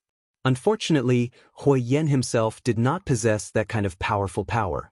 That was the most powerful and supreme power in the southern wilderness, witchcraft. Therefore, when he suddenly saw the black fire on Lu Chen's body that day, this barbarian resolutely and inconceivably made the biggest gamble of his life in that short period of time. He desperately dragged a human man onto the pirate ship of the Black Fire tribe, and then pinned the hope of the tribe's revival on him. For this, he piously prayed to the god of fire. Just like in the past, the god of fire remained silent and did not respond. For thousands of years, the privilege of communicating with the god of fire only belonged to shamans and priests who had the power of witchcraft. Huai Yan did not know what the god of fire thought of his decision, but he could see that the Black Fire tribe had destroyed the Divine Wood tribe, which used to be on an equal footing with them, in one night. This was a glorious victory that the Black Fire tribe had never had in hundreds of years. This was an unimaginable eruption of the Black Fire tribe after years of decline. Perhaps this was the sign of the Black Fire tribe's rise again. Unlike the Divine Wood tribesmen who were at a loss about their future and had just experienced the extermination of their tribe, every warrior of the Black Fire tribe was extremely excited. As their leader, Hui Yen undoubtedly understood the importance of this battle. He could even imagine how the entire northern region of the wilderness would be shaken when the news that the Divine Wood tribe had been annihilated by the Black Fire tribe spread within a few days. The impact of this battle was even greater than the battle between the four races and the Mountain Spirit clan. In the darkness of the night, under the illumination of the torches, the troop moved forward. Except for Hui Yen and the huge black wolf Atsu, no one dared to approach the black-robed priest, whether it was the captives who had surrendered in fear or the warriors of the Black Fire tribe. "You've done well." Because there was no one around, it was easier for the two to talk. Hui Yen lowered his voice and said to Lu Chen. The hood on Lu Chen's head moved, and he turned his head to look at Hui Yen. In the light of the fire, his figure seemed like an illusory shadow, and the white bone mask covering his face made him look even more sinister and terrifying. Hui Yen frowned and said, "I don't like you wearing this mask. It's not something of our tribe."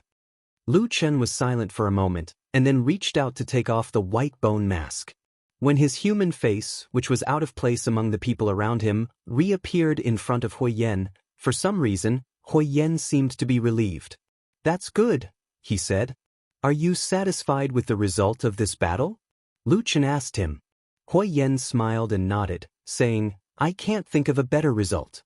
As he said this, his expression became serious, and he looked at the people behind him, saying in a low voice, "It's only these people that I'm still a little worried about." Lu Chen said lightly, "I've already told you the reason why I'm doing this. This is something that can't be helped. Your tribe has been in decline for too long, and your strength is too weak. If you want to compete with the large tribes in the south, you can only take an unconventional approach if you want to see results in a short period of time." Hui Yen was silent, but there was still a trace of worry on his face. He said, "Are you really confident?" Lu Chen looked at the darkness in front of him, and after a while he said, "We'll subdue as many as we can. As for those that we can't subdue, or those that refuse to sincerely submit, I'll let you handle them." Hui Yen nodded, his face cold, and with a trace of murderous intent, he didn't say anything else.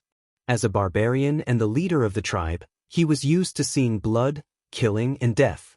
He naturally wouldn't be soft-hearted. "That's right, how did you summon that shadow demon?" After a while, Hui Yen asked Lu Chen again, a trace of surprise and faint excitement on his face. "I've heard of this thing when I was young. It's one of the most powerful monsters." Lu Chen hesitated for a while, then said, "It's the Fire God's staff's credit." "Fire God's staff?" Hui Yen didn't understand and asked, "What about the Fire God's staff?"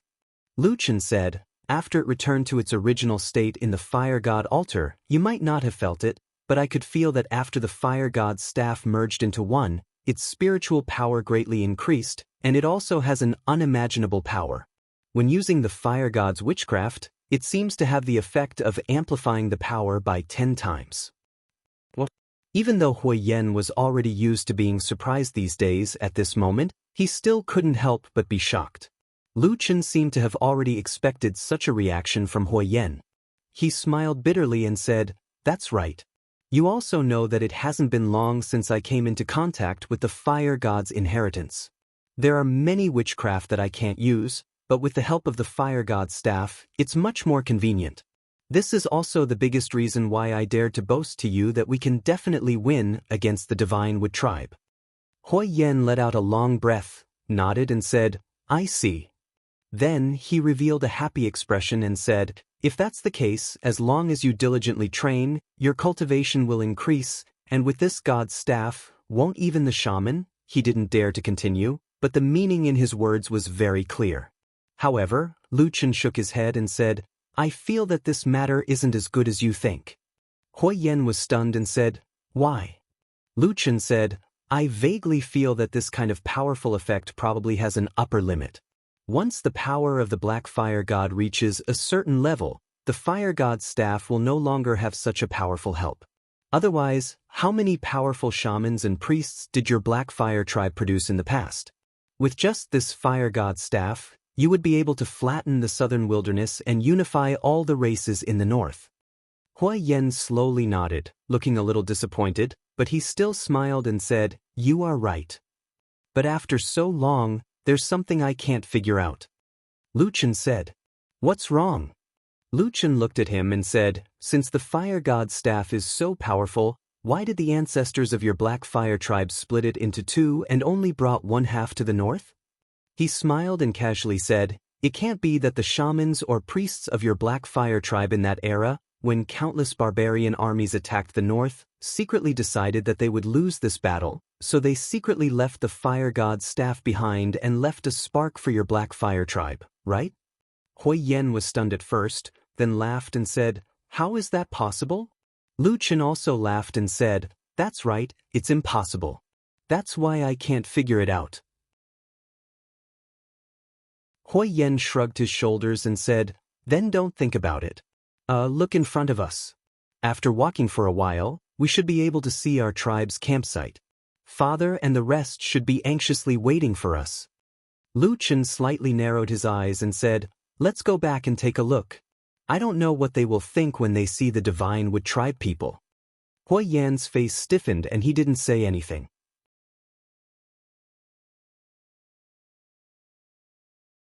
Chapter 320. When Huaiyan returned to the Black Fire tribe's camp with this unprecedented victory, the anxious tribesmen who had been waiting for a long time immediately cheered. The entire Black Fire tribe seemed to be boiling with excitement. After returning to the camp from the secret cave in the oasis, they were most worried about their loved ones who had left for the war. Even if the barbarians were savage, fierce, and wild, they still had kinship and humanity. For example, among the Divine Wood tribe's people who had surrendered, there were many barbarian warriors who would rather die than surrender. However, under the premise of the tribe's destruction, and when Lu Chen coldly threatened them with the fate of their families, they finally surrendered. Of course, it was also possible that some of them already had the desire to live in their hearts, but they had no excuse in front of the gods and ancestors. Lu Chen just happened to present this almost perfect excuse in front of them, allowing them to live with some humiliation but peace of mind. As for the truth of the matter, no one knew what everyone was thinking. Only they themselves would know. The news of the Black Fire tribe's warriors annihilating the Divine Wood tribe in one fell swoop spread throughout the Black Fire tribe's camp. Great joy immediately enveloped the entire tribe. However, when people saw the Divine Wood tribe's captives following behind the Black Fire tribe's warriors, they were all taken aback. When they heard that under the leadership of the black-robed priest, these Divine Wood tribe barbarians were about to become a part of the Black Fire tribe, the entire camp suddenly burst into an uproar. The Divine Wood tribe, which had been exterminated, was naturally uncomfortable with swallowing so many people from other tribes at once. However, for the Black Fire tribe, which was the victor, it was an unprecedented event. For many years, the barbarians of the southern wilderness had already become familiar with and accustomed to the original rules. In their minds, worshipping the gods and revering their ancestors was a matter of course. No one would ever think of betraying these rules and joining another tribe. Of course, those who had such thoughts now seemed to have not encountered the desperate situation that the Divine Wood tribe had encountered. But no matter what, most of the Black Fire tribe's barbarians couldn't accept this. However, no one in the camp dared to rebuke them. The reason was very simple. Apart from the mysterious and terrifying black-robed priest, the leader of this operation was the extremely prestigious warrior chief, Huaiyan. Moreover, many of the Black Fire barbarians quickly discovered that the strongest and most elite warriors who had followed Huaiyan on this expedition, the barbarians who could be said to be the foundation of the Black Fire tribe's military strength, did not seem to have any objections. Not only that, when that strange atmosphere spread, almost all the Black Fire warriors stood behind Huaiyan and the black-robed priest, intentionally or unintentionally.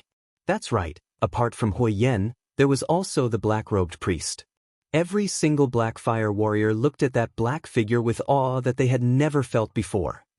However, rules that had been ingrained in the hearts of the people for thousands of years could not be easily overturned. Ordinary Blackfire tribesmen were intimidated by these powerful people, but in the Blackfire tribe, there were people of higher status who were not afraid of them. That person quickly walked out and stood in front of all the Blackfire tribesmen. The wrinkles brought by Nian Hua's old age were engraved on Huahu's face. His back was hunched and he was gasping for breath. Even his steps were slow. Perhaps only his eyes still maintained the firm belief of a barbarian tribe leader. His grandson, Huahu, supported him by his side. Then he looked at the captives who had been brought to his tribe's camp with a complicated and slightly angry expression. In the end, he turned all his disgust into hatred and glared at the person standing beside his father. Lu Chen, of course, noticed the gaze of the barbarian youth, Huo. Lu Chen only felt that it was a little funny to see that strange but hateful gaze. He could more or less understand the feelings of this barbarian youth called Huahu, but he was not apologetic at all. A long time ago, when he was just a youth about the same age as Huahu, under the tutelage of that bald and burly deity stage cultivator, he had already cast aside his weak and compassionate heart. Perhaps after many years, his experience had enriched, and his temperament had also changed, but that was only for friends he had met by chance in the human race. As for the southern wilderness, he still did not have the slightest bit of soft-heartedness. Therefore, he turned a blind eye to Huahu's angry gaze, and even took out the white bone mask from his bosom in a slightly provocative manner, and slowly put it on his face. After entering the Blackfire tribe's camp, the former Divine Wood tribesmen, who had betrayed their ancestors and were forced to join the enemy tribe, seemed very frightened. Looking at the strange and hostile gazes around them, the panic and bewilderment that had been suppressed in their hearts seemed to be on the verge of exploding. Who would believe the barbarians who had betrayed the beliefs of their ancestors? If it were him, he would not believe it either. So, what would be waiting for him? The unpredictability and fear of death could drive a person insane. Therefore, the women tightly hugged their crying children with tears in their eyes, while the men clenched their fists and gritted their teeth. The clamorous noise drifted out from the crowd, increasing the vigilance and hostility of the surrounding Blackfire tribe clansmen. The atmosphere in the camp gradually became tense. It was also at this time that Lu Chen put on the white bone mask. Under the sunlight, Lu Chen looked like the shadow of a demon at this moment, contrasting with the gloomy white bone mask, making him look even more terrifying. But for some reason, when the white bone mask appeared on his face, perhaps because they suddenly saw a token passed down by their ancient ancestors, or perhaps because they remembered the promise made by the black-robed priest, the restless Divine Wood tribesmen slowly calmed down. So in the end, everyone's eyes once again fell on the center of the camp. There, Huang supported his grandfather Huahu, and opposite them stood Huyen and Lu Chen side by side. The three generations of the Blackfire tribe were the symbols and leaders of the Blackfire tribe. With the addition of a black shadow beside them, at this moment, there seemed to be a faint confrontation. The barbarians of the Blackfire tribe looked at this scene with complicated expressions, and Huyen's expression did not look good either. After a moment, he stepped forward and bowed to his father, saying, "Father, I've returned." Huahu nodded his head and looked at him with a complicated expression, then swept his gaze over Lu Chen, who was standing beside him. After a moment of silence, he asked, "What's going on?" Huyen had no intention of hiding anything. He raised his head and in front of everyone, he clearly explained the ins and outs of the matter. Finally, he looked at Huahu with bright eyes and said, "Father, from today onwards, these people are the people of our Blackfire tribe." The surrounding Blackfire tribe members were deathly silent. No one spoke, and no one even dared to breathe loudly. Even Huang, who was standing beside Huahu, had a change in expression. He looked at his father, who was once the most imposing and upright person in his heart, with his mouth half open, as if he did not know what to say. After a while, Huahu suddenly sneered and said, "Nonsense." After these two words were said, it immediately caused a commotion in the surrounding crowd. This was the judgment of the current chief of the Blackfire tribe, and he directly denied what Huyen had just said. His attitude and expression were exceptionally clear, leaving no room for refutation. This is nonsense, this is nonsense. Hua Hu raised his voice and shouted, "If you are not a descendant of our Black Fire tribe, then you have no right to become a barbarian of the Black Fire tribe. What right do you have to act so recklessly and take in so many people of different races at once? Are you not afraid of the wrath of the fire god and the punishment of the ancestors?" Following his harsh words, the other people of the Black Fire tribe seemed to be wavering, and their expressions became somewhat hesitant. The Divine Wood tribe members were once again frightened and panicked, and the scene immediately became somewhat chaotic. Whispers could be heard, as if something was about to happen. But at this moment, a voice suddenly came from the side, suppressing all the noise. "Right? Who has the right to judge whether the fire god is angry or not? And who has the right to listen to the thoughts of the Black Fire tribe's ancestors? Is it you?" In an instant, all the voices in the Black Fire tribe disappeared, and countless gazes fell on the source of the voice. They saw the black-robed priest wearing a white bone mask take a step forward, staring at the old chief, and lightly say, "If I remember correctly, the only ones who have the right to judge these matters should be the chief priests of our tribe."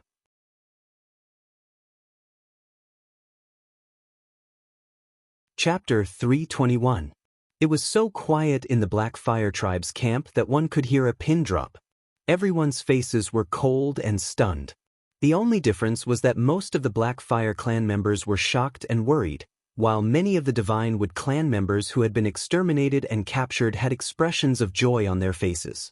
Even though the terrifying black-robed priest was the biggest culprit behind the destruction of the Divine Wood tribe, and even though they still hated this black-robed man not long ago, in this sudden internal strife of the Black Fire tribe, many of these captives who were in an awkward situation and could not even control their own lives secretly sided with Lu Chen. Humans were complicated and strange. Perhaps it was because Lu Chen was the only person in this hateful Black Fire tribe who had promised to let them live. Or perhaps it was simply because Lu Chen once wore the white bone mask passed down by the Divine Wood tribe's ancestors that they subconsciously felt a sense of familiarity with him. But no matter what, no one here cared about the thoughts of these captives at this moment. After Lu Chen bluntly said such straightforward words that almost hit the nail on the head, the atmosphere instantly became so cold that it was almost on the verge of exploding. The old chief of the Black Fire tribe looked as if his entire face was twisted. Perhaps for many years, no one had dared to speak to him like this, and no one had dared to challenge his authority in such a straightforward manner. Even Huoyan, who was the successor of the next generation that he had groomed, had always treated him with great respect even when he had some disagreements with him. He had never been so bold before. However, all of this wasn't important at all. Even though these so-called offenses, anger, and so on made the aged fire tiger furious, under his twisted and furious expression, his heart was slowly turning cold and sinking. Because what the human male, the black-robed priest, had said was correct. As the chief of the tribe, Fire Tiger could not be more clear about the correctness of Lu Chen's words. Yes, every word he said was correct. Those were the rules of the Black Fire tribe that had been passed down from ancient times to the present, from countless generations of their ancestors. The priest was the soul of the Black Fire tribe. Not the patriarch, even though the Black Fire tribe had been declining for many years and had not had a priest for at least hundreds of years, rules were rules. The rules left by the gods and ancestors had never been changed. "How dare you speak to me like that?" After a long while, Fire Tiger seemed to have awoken from his huge shock. His face was filled with anger as he looked at Lu Chen and roared. Lu Chen continued to stare at the elderly clan leader. He saw the changes in his expression and the flicker in his eyes. At this moment, he laughed coldly in his heart. Just as he was about to speak again, a tall figure suddenly blocked his way. That was Fire Rock. As expected, in the end, were these two still father and son? Lu Chen narrowed his eyes and stared at Huoyan's back. Huoyan stood motionless, but for some reason his back seemed to tremble slightly. Perhaps it was because he felt a little cold.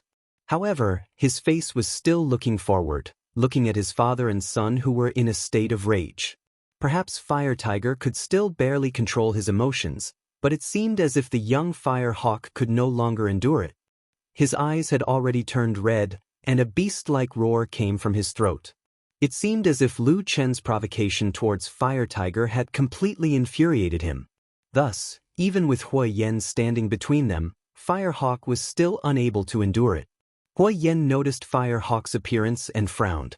Just as he was about to stop him, Firehawk suddenly roared and pulled out a blade from his waist. Then, like all the warriors of the Black Fire tribe, he roared and rushed forward, swinging his blade at Lu Chen.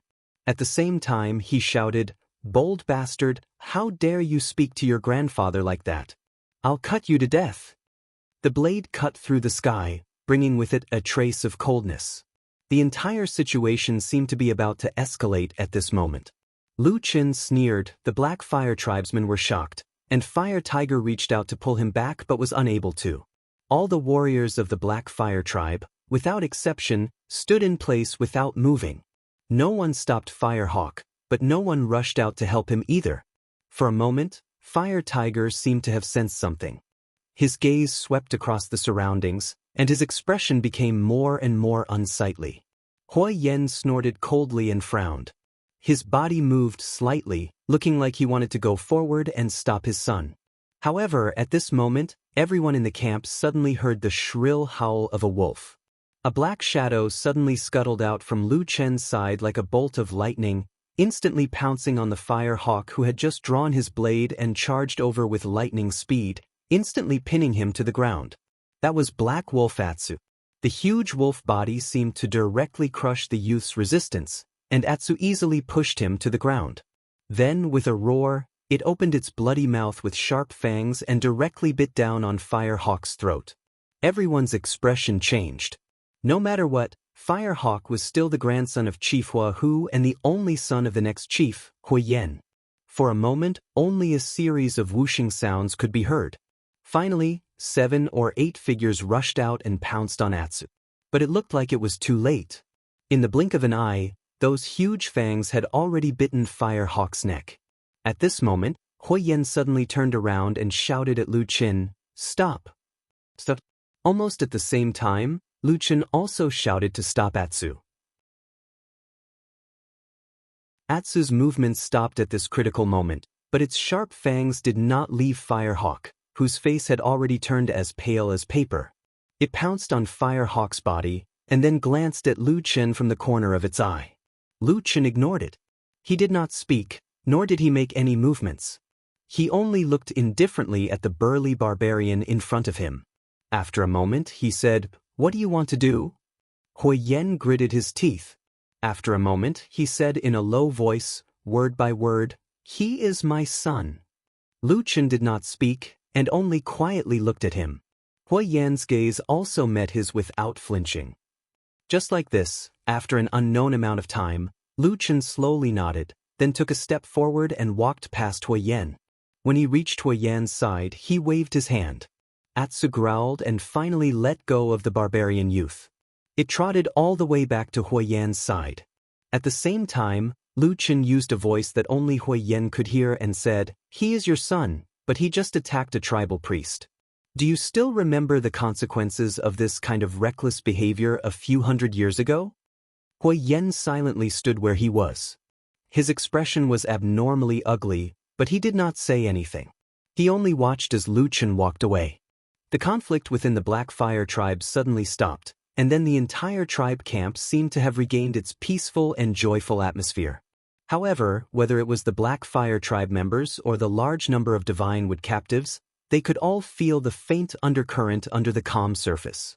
Everyone dispersed, and then there were people who came forward to settle down the Divine Wood captives. Although someone had previously promised to let them join the Black Fire tribe, it was obviously not a good time to bring this up.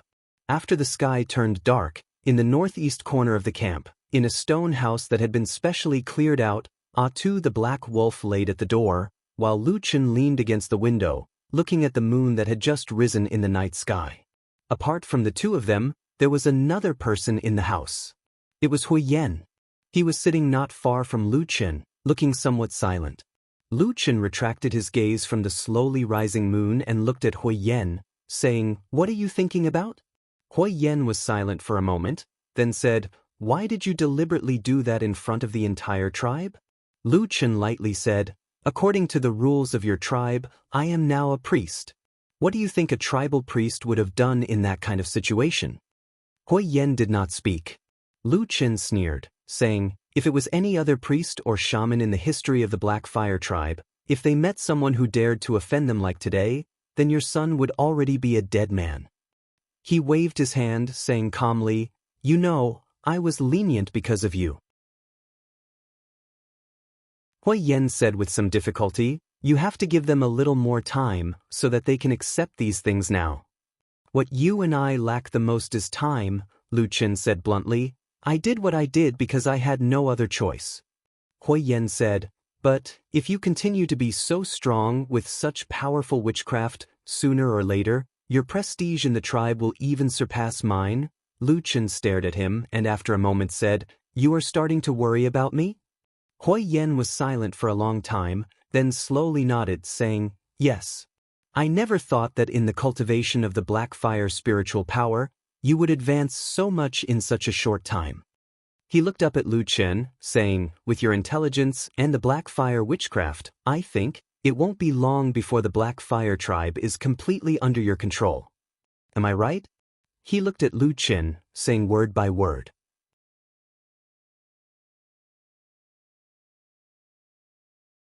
Chapter 322.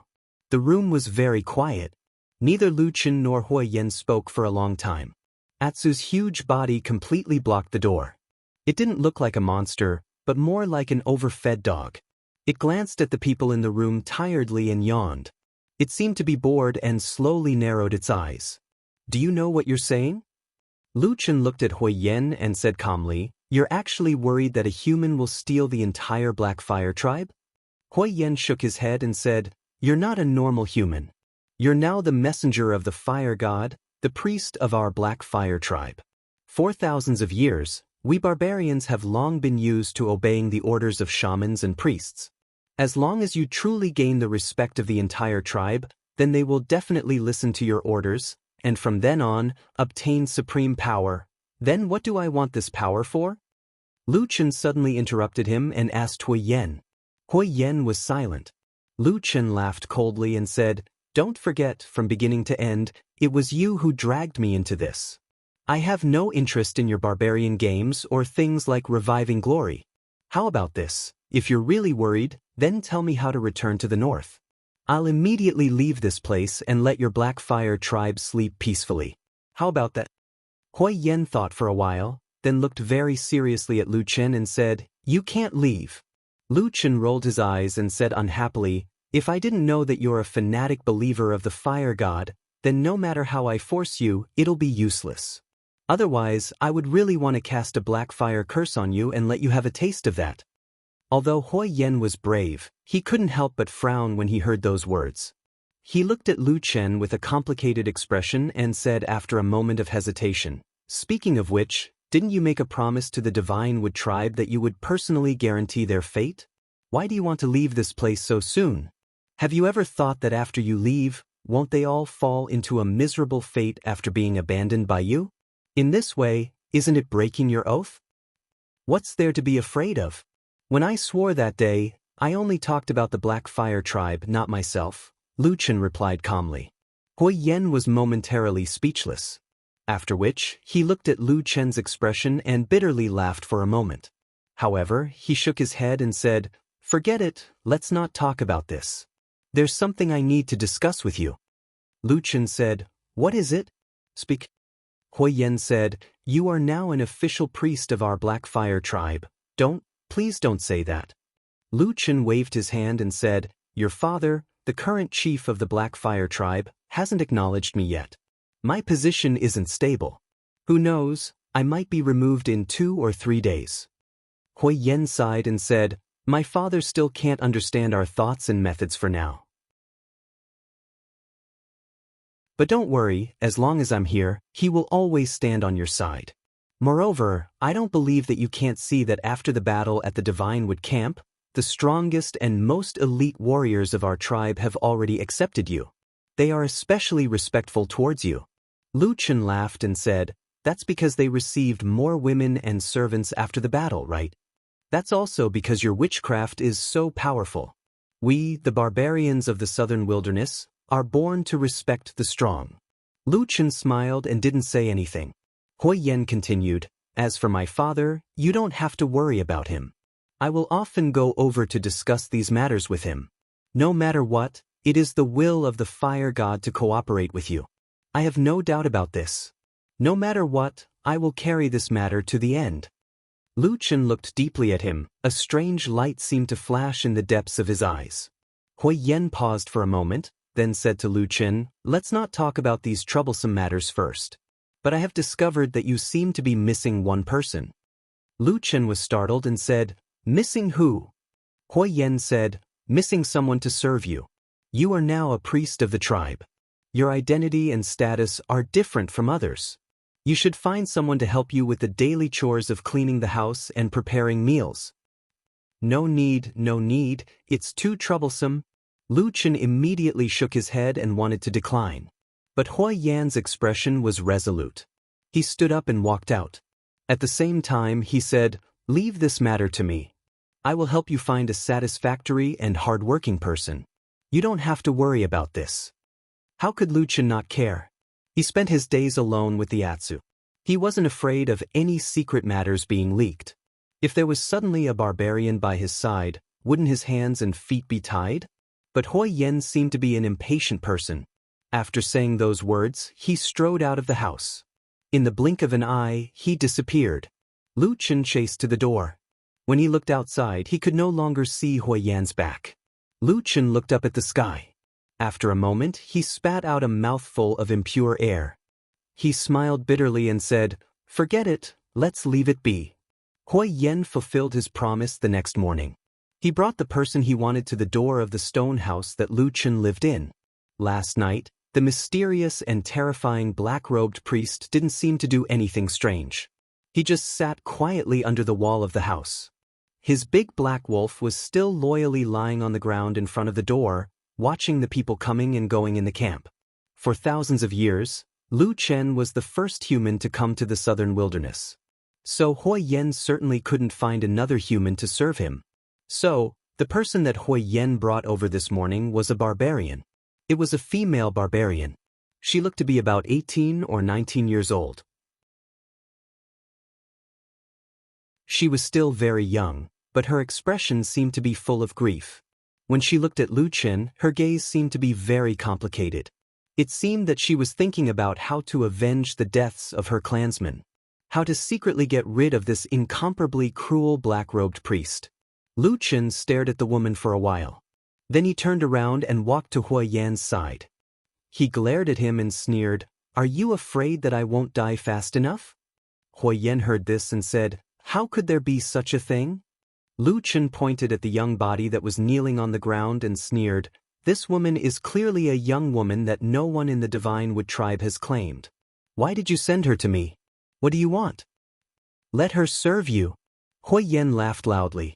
Then he waved his hand and turned around to leave. Lu Chen was somewhat helpless.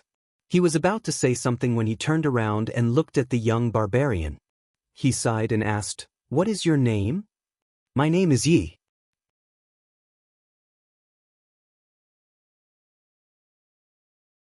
Chapter 323. Yezi was a barbarian girl. Because she was young, her skin looked better than most of the barbarians in the wilderness. However, there were still obvious characteristics of the barbarians on her body. For example, there were sharp fangs protruding from the corners of her mouth, tattoos on her body, and she was actually quite tall. When Lu Chen called her up, he found that this barbarian girl was almost as tall as him. In fact, from the aesthetic point of view of the human race, most people would not be able to accept barbarian women. However, it was probably because of her young age. In general, this woman named Yezi seemed to be more pleasing to the eye than the ferocious barbarians outside. Compared to those barbarians who liked to have their faces covered with twisted patterns and talisman tattoos, Yezi's exposed skin only had 2 tattoos on her upper left arm and right thigh. This was also the reason why she looked more delicate. However, having been in the Black Fire tribe for so long, Lu Chen roughly knew some of the barbarians' customs. It was not that Yezi did not want to have those colorful tattoos on her face, but because those tattoos on the face often meant boasting, meritorious deeds, achievements, or other qualifications. It was not something that could be casually tattooed on. It was probably because this barbarian girl was too young and not qualified enough. While Lu Chen was sizing up the barbarian girl, Yezi was also secretly looking at him. The women of the tribe were still more gentle than the aggressive male warriors. In her eyes, there was a bit of awe and curiosity, but it seemed to be mixed with a bit of resentment. Lu Chen quickly noticed this. He did not have any intention of guessing, but directly asked Yezi about her origin and identity. Yezi lowered her head and said, just as Lu Chen had guessed, Yezi was a member of the Divine Wood tribe who had surrendered after their tribe was exterminated. Would he let a woman who had a grudge against him, and who might even have relatives who died in the war started by Lu Chen by his side? Hua Yan's burly and brave figure flashed in front of Lu Chen's eyes. He thought to himself, what is this guy, whose mind is far more detailed and profound than the other barbarians, thinking? Did he have some ulterior motive, or was it simply because it was convenient? Currently, the atmosphere within the Black Fire tribe was rather delicate. Patriarch Huahu was clearly dissatisfied with Huayan and Lu Chen's actions. Despite Huahu's advanced age, many of the tribe's warriors stood on the side of Huayan and Lu Chen. However, he had been the chief of the tribe for many years after all. He was a person of virtue and prestige, and no one could ignore him. Not to mention that Huahu was Huayan's father after all. They were related by blood, so ordinary people could not do anything to him. Even in the barbarian tribes, which were known for their ferocity and savagery, it was not popular for the sons to go against their elders, or for the sons to fall out with their fathers and even fight with them. Under such circumstances, it might not be convenient for Huayan to directly call for a tribesman from the Black Fire tribe to serve Lu Chen. Instead, he would not need to be courteous with the Divine Tree captives, and would be able to account to the Black Fire tribe. As for what Lu Chen had said before about giving these people equal treatment, let's just wait and see. Probably not many people would take it seriously. Lu Chen pondered in silence, while Yi just stood there. She did not dare to move until she received the orders of this mysterious and terrifying priest. Just like that, after an unknown period of time, Lu Chen suddenly withdrew his gaze and looked at her again. "Come here," he said calmly, but his tone seemed to have an unquestionable aura. Yi lowered her head and responded, slowly walking in front of him. Like most of the barbarians, Ye's clothes were mainly animal skins, supplemented by small stones of various shapes and colors, animal teeth, and small bones as ornaments. The harsh sandstorm on the wilderness did not seem to have damaged the beauty and youth of this barbarian girl. The exposed skin on her arms and thighs was still fair. But not far in front of her, the man stood in front of her like a mass of darkness. One black and one white, the shadow and the light, juxtaposed in such a somewhat dazzling way in the stone house. But at least at this moment, Ye's whiteness looked particularly small and fragile. In front of the threatening dark aura, or because of the awe she had for the shaman and the priest since she was a child, even if she still held a trace of resentment in her heart, Yi could not help but kneel down. She was just an ordinary barbarian girl. She did not have the powerful force of the barbarian warriors. She was weak and ordinary. Not to mention that even the barbarian warriors, who were known for their ferocity and toughness, were in awe of this shadow-like man. After a moment, Yi suddenly felt a chill on the top of her head. It was a hand that was gently placed on the top of her head. Why was the palm so cold, almost not like the flesh and blood of a human? At that moment, Yi even trembled for no reason. She closed her eyes and was very afraid. She even felt that it was not a hand that was pressing on her head, but a piece of gloomy white bone. "Do you hate me in your heart?" That calm, seemingly emotionless voice sounded in Ye's ears. Yi was stunned for a moment, and then immediately shook her head desperately. She was afraid that if she moved a little slower, this terrible and evil priest might make her suffer the most terrible punishment in the legends. Lu Chen looked at the terrified barbarian girl and wanted to say something, but after a moment he secretly sighed in his heart. He thought to himself, "What's going on? Didn't he say that he was indifferent to these barbarians and had no interest in them? Why did he suddenly feel that his heart had softened? He withdrew his hand, turned around, and walked back to his original place and sat down. After a moment, she heard him say, "This time, you probably know the people of the Divine Wood clan who came with you, right?" Yi breathed a sigh of relief after his hand left her head, but after hearing this, she became a little nervous. At the same time, she had a faint feeling that the fate of her clan was about to be decided. She hesitated for a moment and then said carefully, "I know them all, Lord Priest. What do you want to do?" Lu Chen raised his head slightly and looked at her. Yi was shocked and quickly prostrated on the ground, saying, "Lord Priest, don't be angry. I just want to help you. Now, I have been sent to serve you. No matter what, you can ask me to do it, and I will do my best to do it." Roar? Lu Chen did not make any response, but at this moment, a low roar suddenly came from behind Yi. A huge shadow suddenly appeared and covered her, with a strong murderous aura. Leaves screamed and turned her head. What she saw was a bloody mouth, and then a huge, ferocious wolf head. The sharp fangs were about to pierce her face, and a pair of big eyes like copper bells were staring at her fiercely. It seemed that the next moment, it would pounce on her and swallow her in one bite. Ye's body went limp, and she almost fainted. Her body could not help but curl back desperately. After a while, she reacted. Wasn't this the huge black wolf that had been following the mysterious priest? Before, it was already very frightening, but now that it was so close to the giant wolf, its ferocious and terrifying aura was even more frightening. Yi had no doubt that this demon wolf must have killed countless people and eaten countless flesh and blood. Could it be that the purpose of me being placed next to this priest was to become the wolf's food? There was no trace of blood on the barbarian girl's face, and she looked like she was about to be scared to death. At this moment, Lu Chen frowned and said, "Enough, Atsu, you're too free, aren't you?" The huge black wolf that was baring its fangs and looking like the most terrifying monster in the world suddenly shrank back.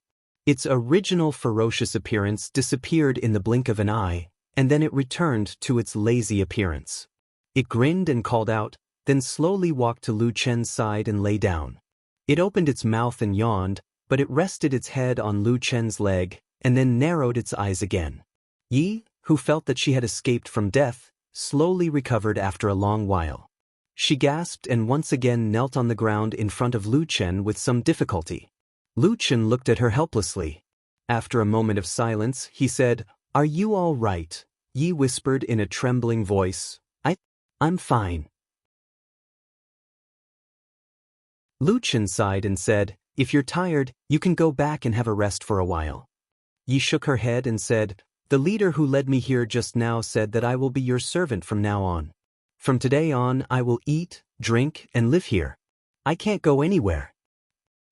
Lu Chen was speechless for a moment. After a moment, he said, "Then do as you please." Yi bowed her head and agreed. After a while, she looked around again, and then quietly got up and walked to the side to start cleaning up the house. Lu Chen didn't care about her. Anyway, there was nothing important in this house. After waiting for a while, he suddenly seemed to think of something, and then asked Yi casually, "By the way, among your people this time, how many warriors or adult men are there who can fight?" Ye's body trembled, and her face suddenly turned pale. Lu Chen waited for a while, but found that he didn't get the answer he wanted. He frowned and looked at her. "What's wrong with you?" Yi suddenly ran over, knelt in front of Lu Chen, and then kowtowed desperately. Her eyes were full of tears, and she cried, Your Excellency, I beg you to let my people go. As long as you don't let them die, I'm willing to do whatever you want you to do." With that, she seemed to have made a difficult decision. She suddenly put her hand on her animal skin clothes, and was about to tear them off.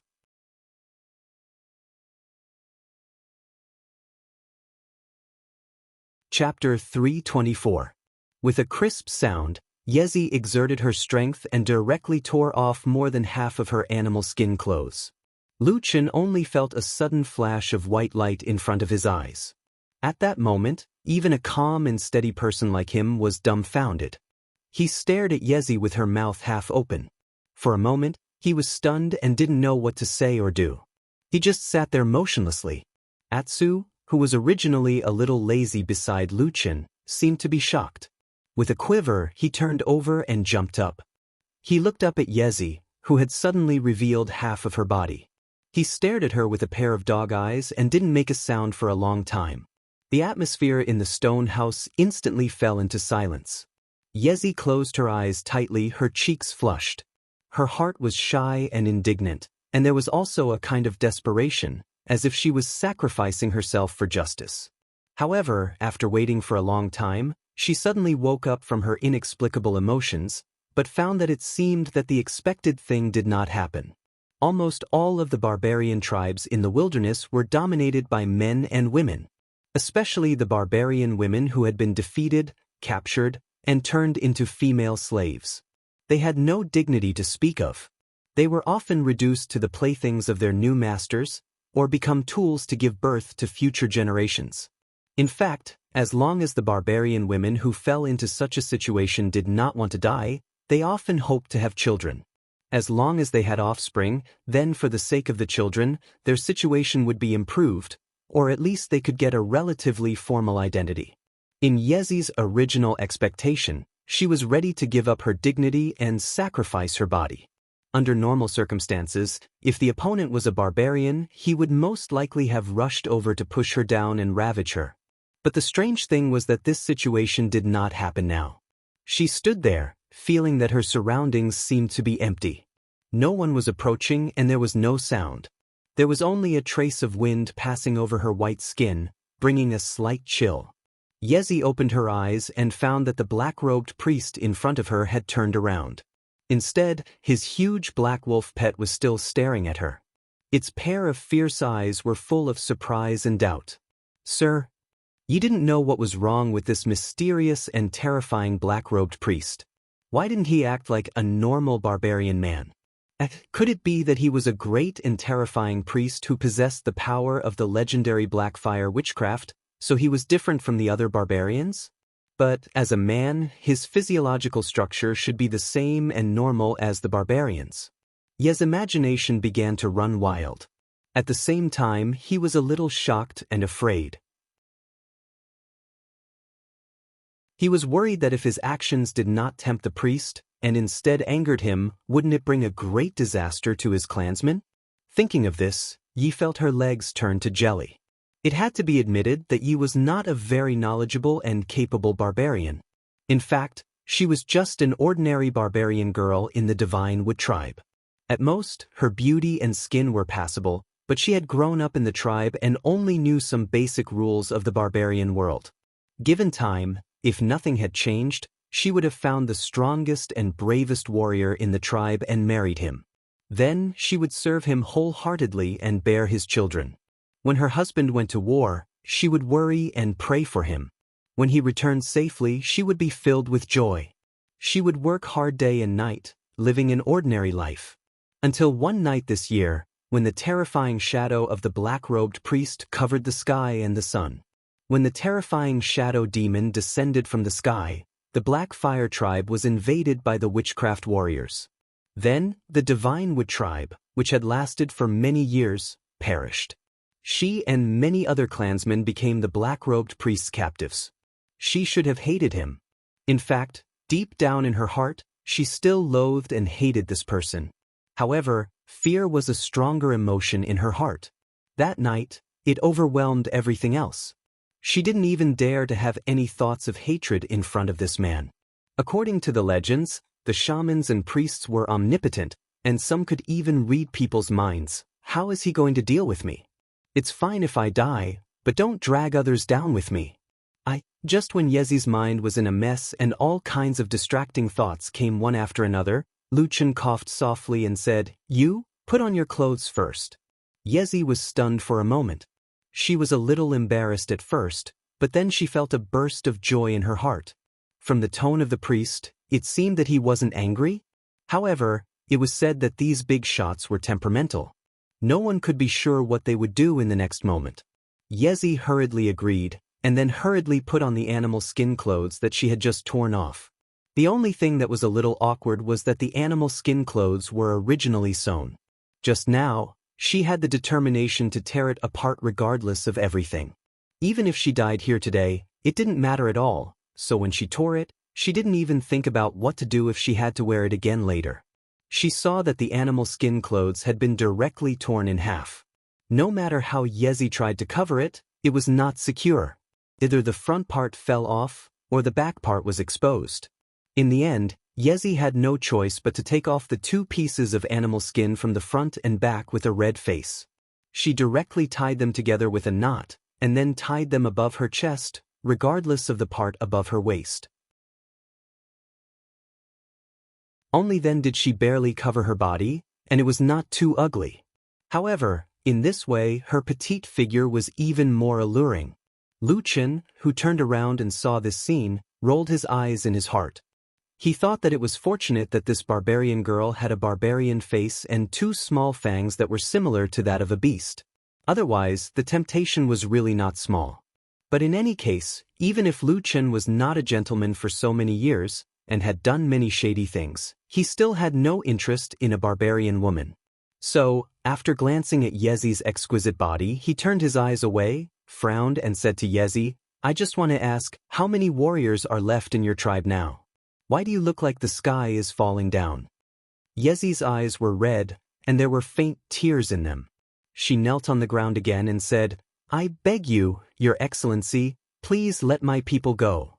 Lu Chen sighed, walked to her and sat down, saying, "What are you thinking in your heart? Tell me clearly." Yezi hesitated for a moment, but still lowered her head and said, "It turned out that in the southern wilderness, because the barbarians were fierce and warlike, there were often tribal wars in the past. Since there was war, there was naturally blood, death, and captives. The barbarians were not polite to the captives. With their fierce nature, one could easily imagine the fate of those captives. The women could be divided up like property. If the men were not tortured to death, they would be forced to do some extremely dangerous work. Or they would be forced to charge at the front lines in the next battle. They would be used as cannon fodder to exhaust the enemy's strength." Yezi naturally knew these things. In fact, she did not have much hope, but on the night of the extinction of the tribe, Lu Chen gave them hope, saying that they should be treated equally and become a part of the Black Fire tribe. This was naturally very different from the treatment of captives in most barbarians' minds. But it was this little bit of hope, coupled with the oppression of the tragic fate of their families, that led to so many people being forced to surrender. Yezi had just heard Lu Chen's words, not including women and children, but only the number of adult men. This immediately triggered the most terrifying thought in her heart, and she immediately lost control. After listening to the barbarian girl lying on the ground in front of him, intermittently sobbing from time to time, Lu Chen did not know whether to laugh or cry. He shook his head and said with a wry smile, "You've misunderstood. I didn't mean that." Yezi's body stiffened, and she immediately raised her head to look at the black-robed priest. Her eyes were filled with surprise, and it seemed that even the hidden hatred seemed to have faded a lot. Lu Chen waved his hand and said, "I have no intention of going back on what I said to you. As long as I am here, I will naturally do it. You can also say these words to your people when you go back." Yezi nodded repeatedly and said, I will. Thank you, Your Excellency, thank you." Lu Chen snorted and said, "Now you should be relieved. Now can you tell me how many men there are in your Divine Wood tribe?" Yezi did not answer directly. She looked a little hesitant. Lu Chen said with some amusement, "Do you have a brain or not? I'm just asking you in passing. Do you think I won't know if you don't tell me? Believe it or not, I can go out and find a few leaders of the Black Fire tribe and ask them directly." Yezi thought that it was true, and immediately became a little discouraged. She could only say with some embarrassment, "About 40 people." Lu Chen was a little surprised, but then he understood. Of course, not all of them were the warriors of the Divine Wood tribe in the past.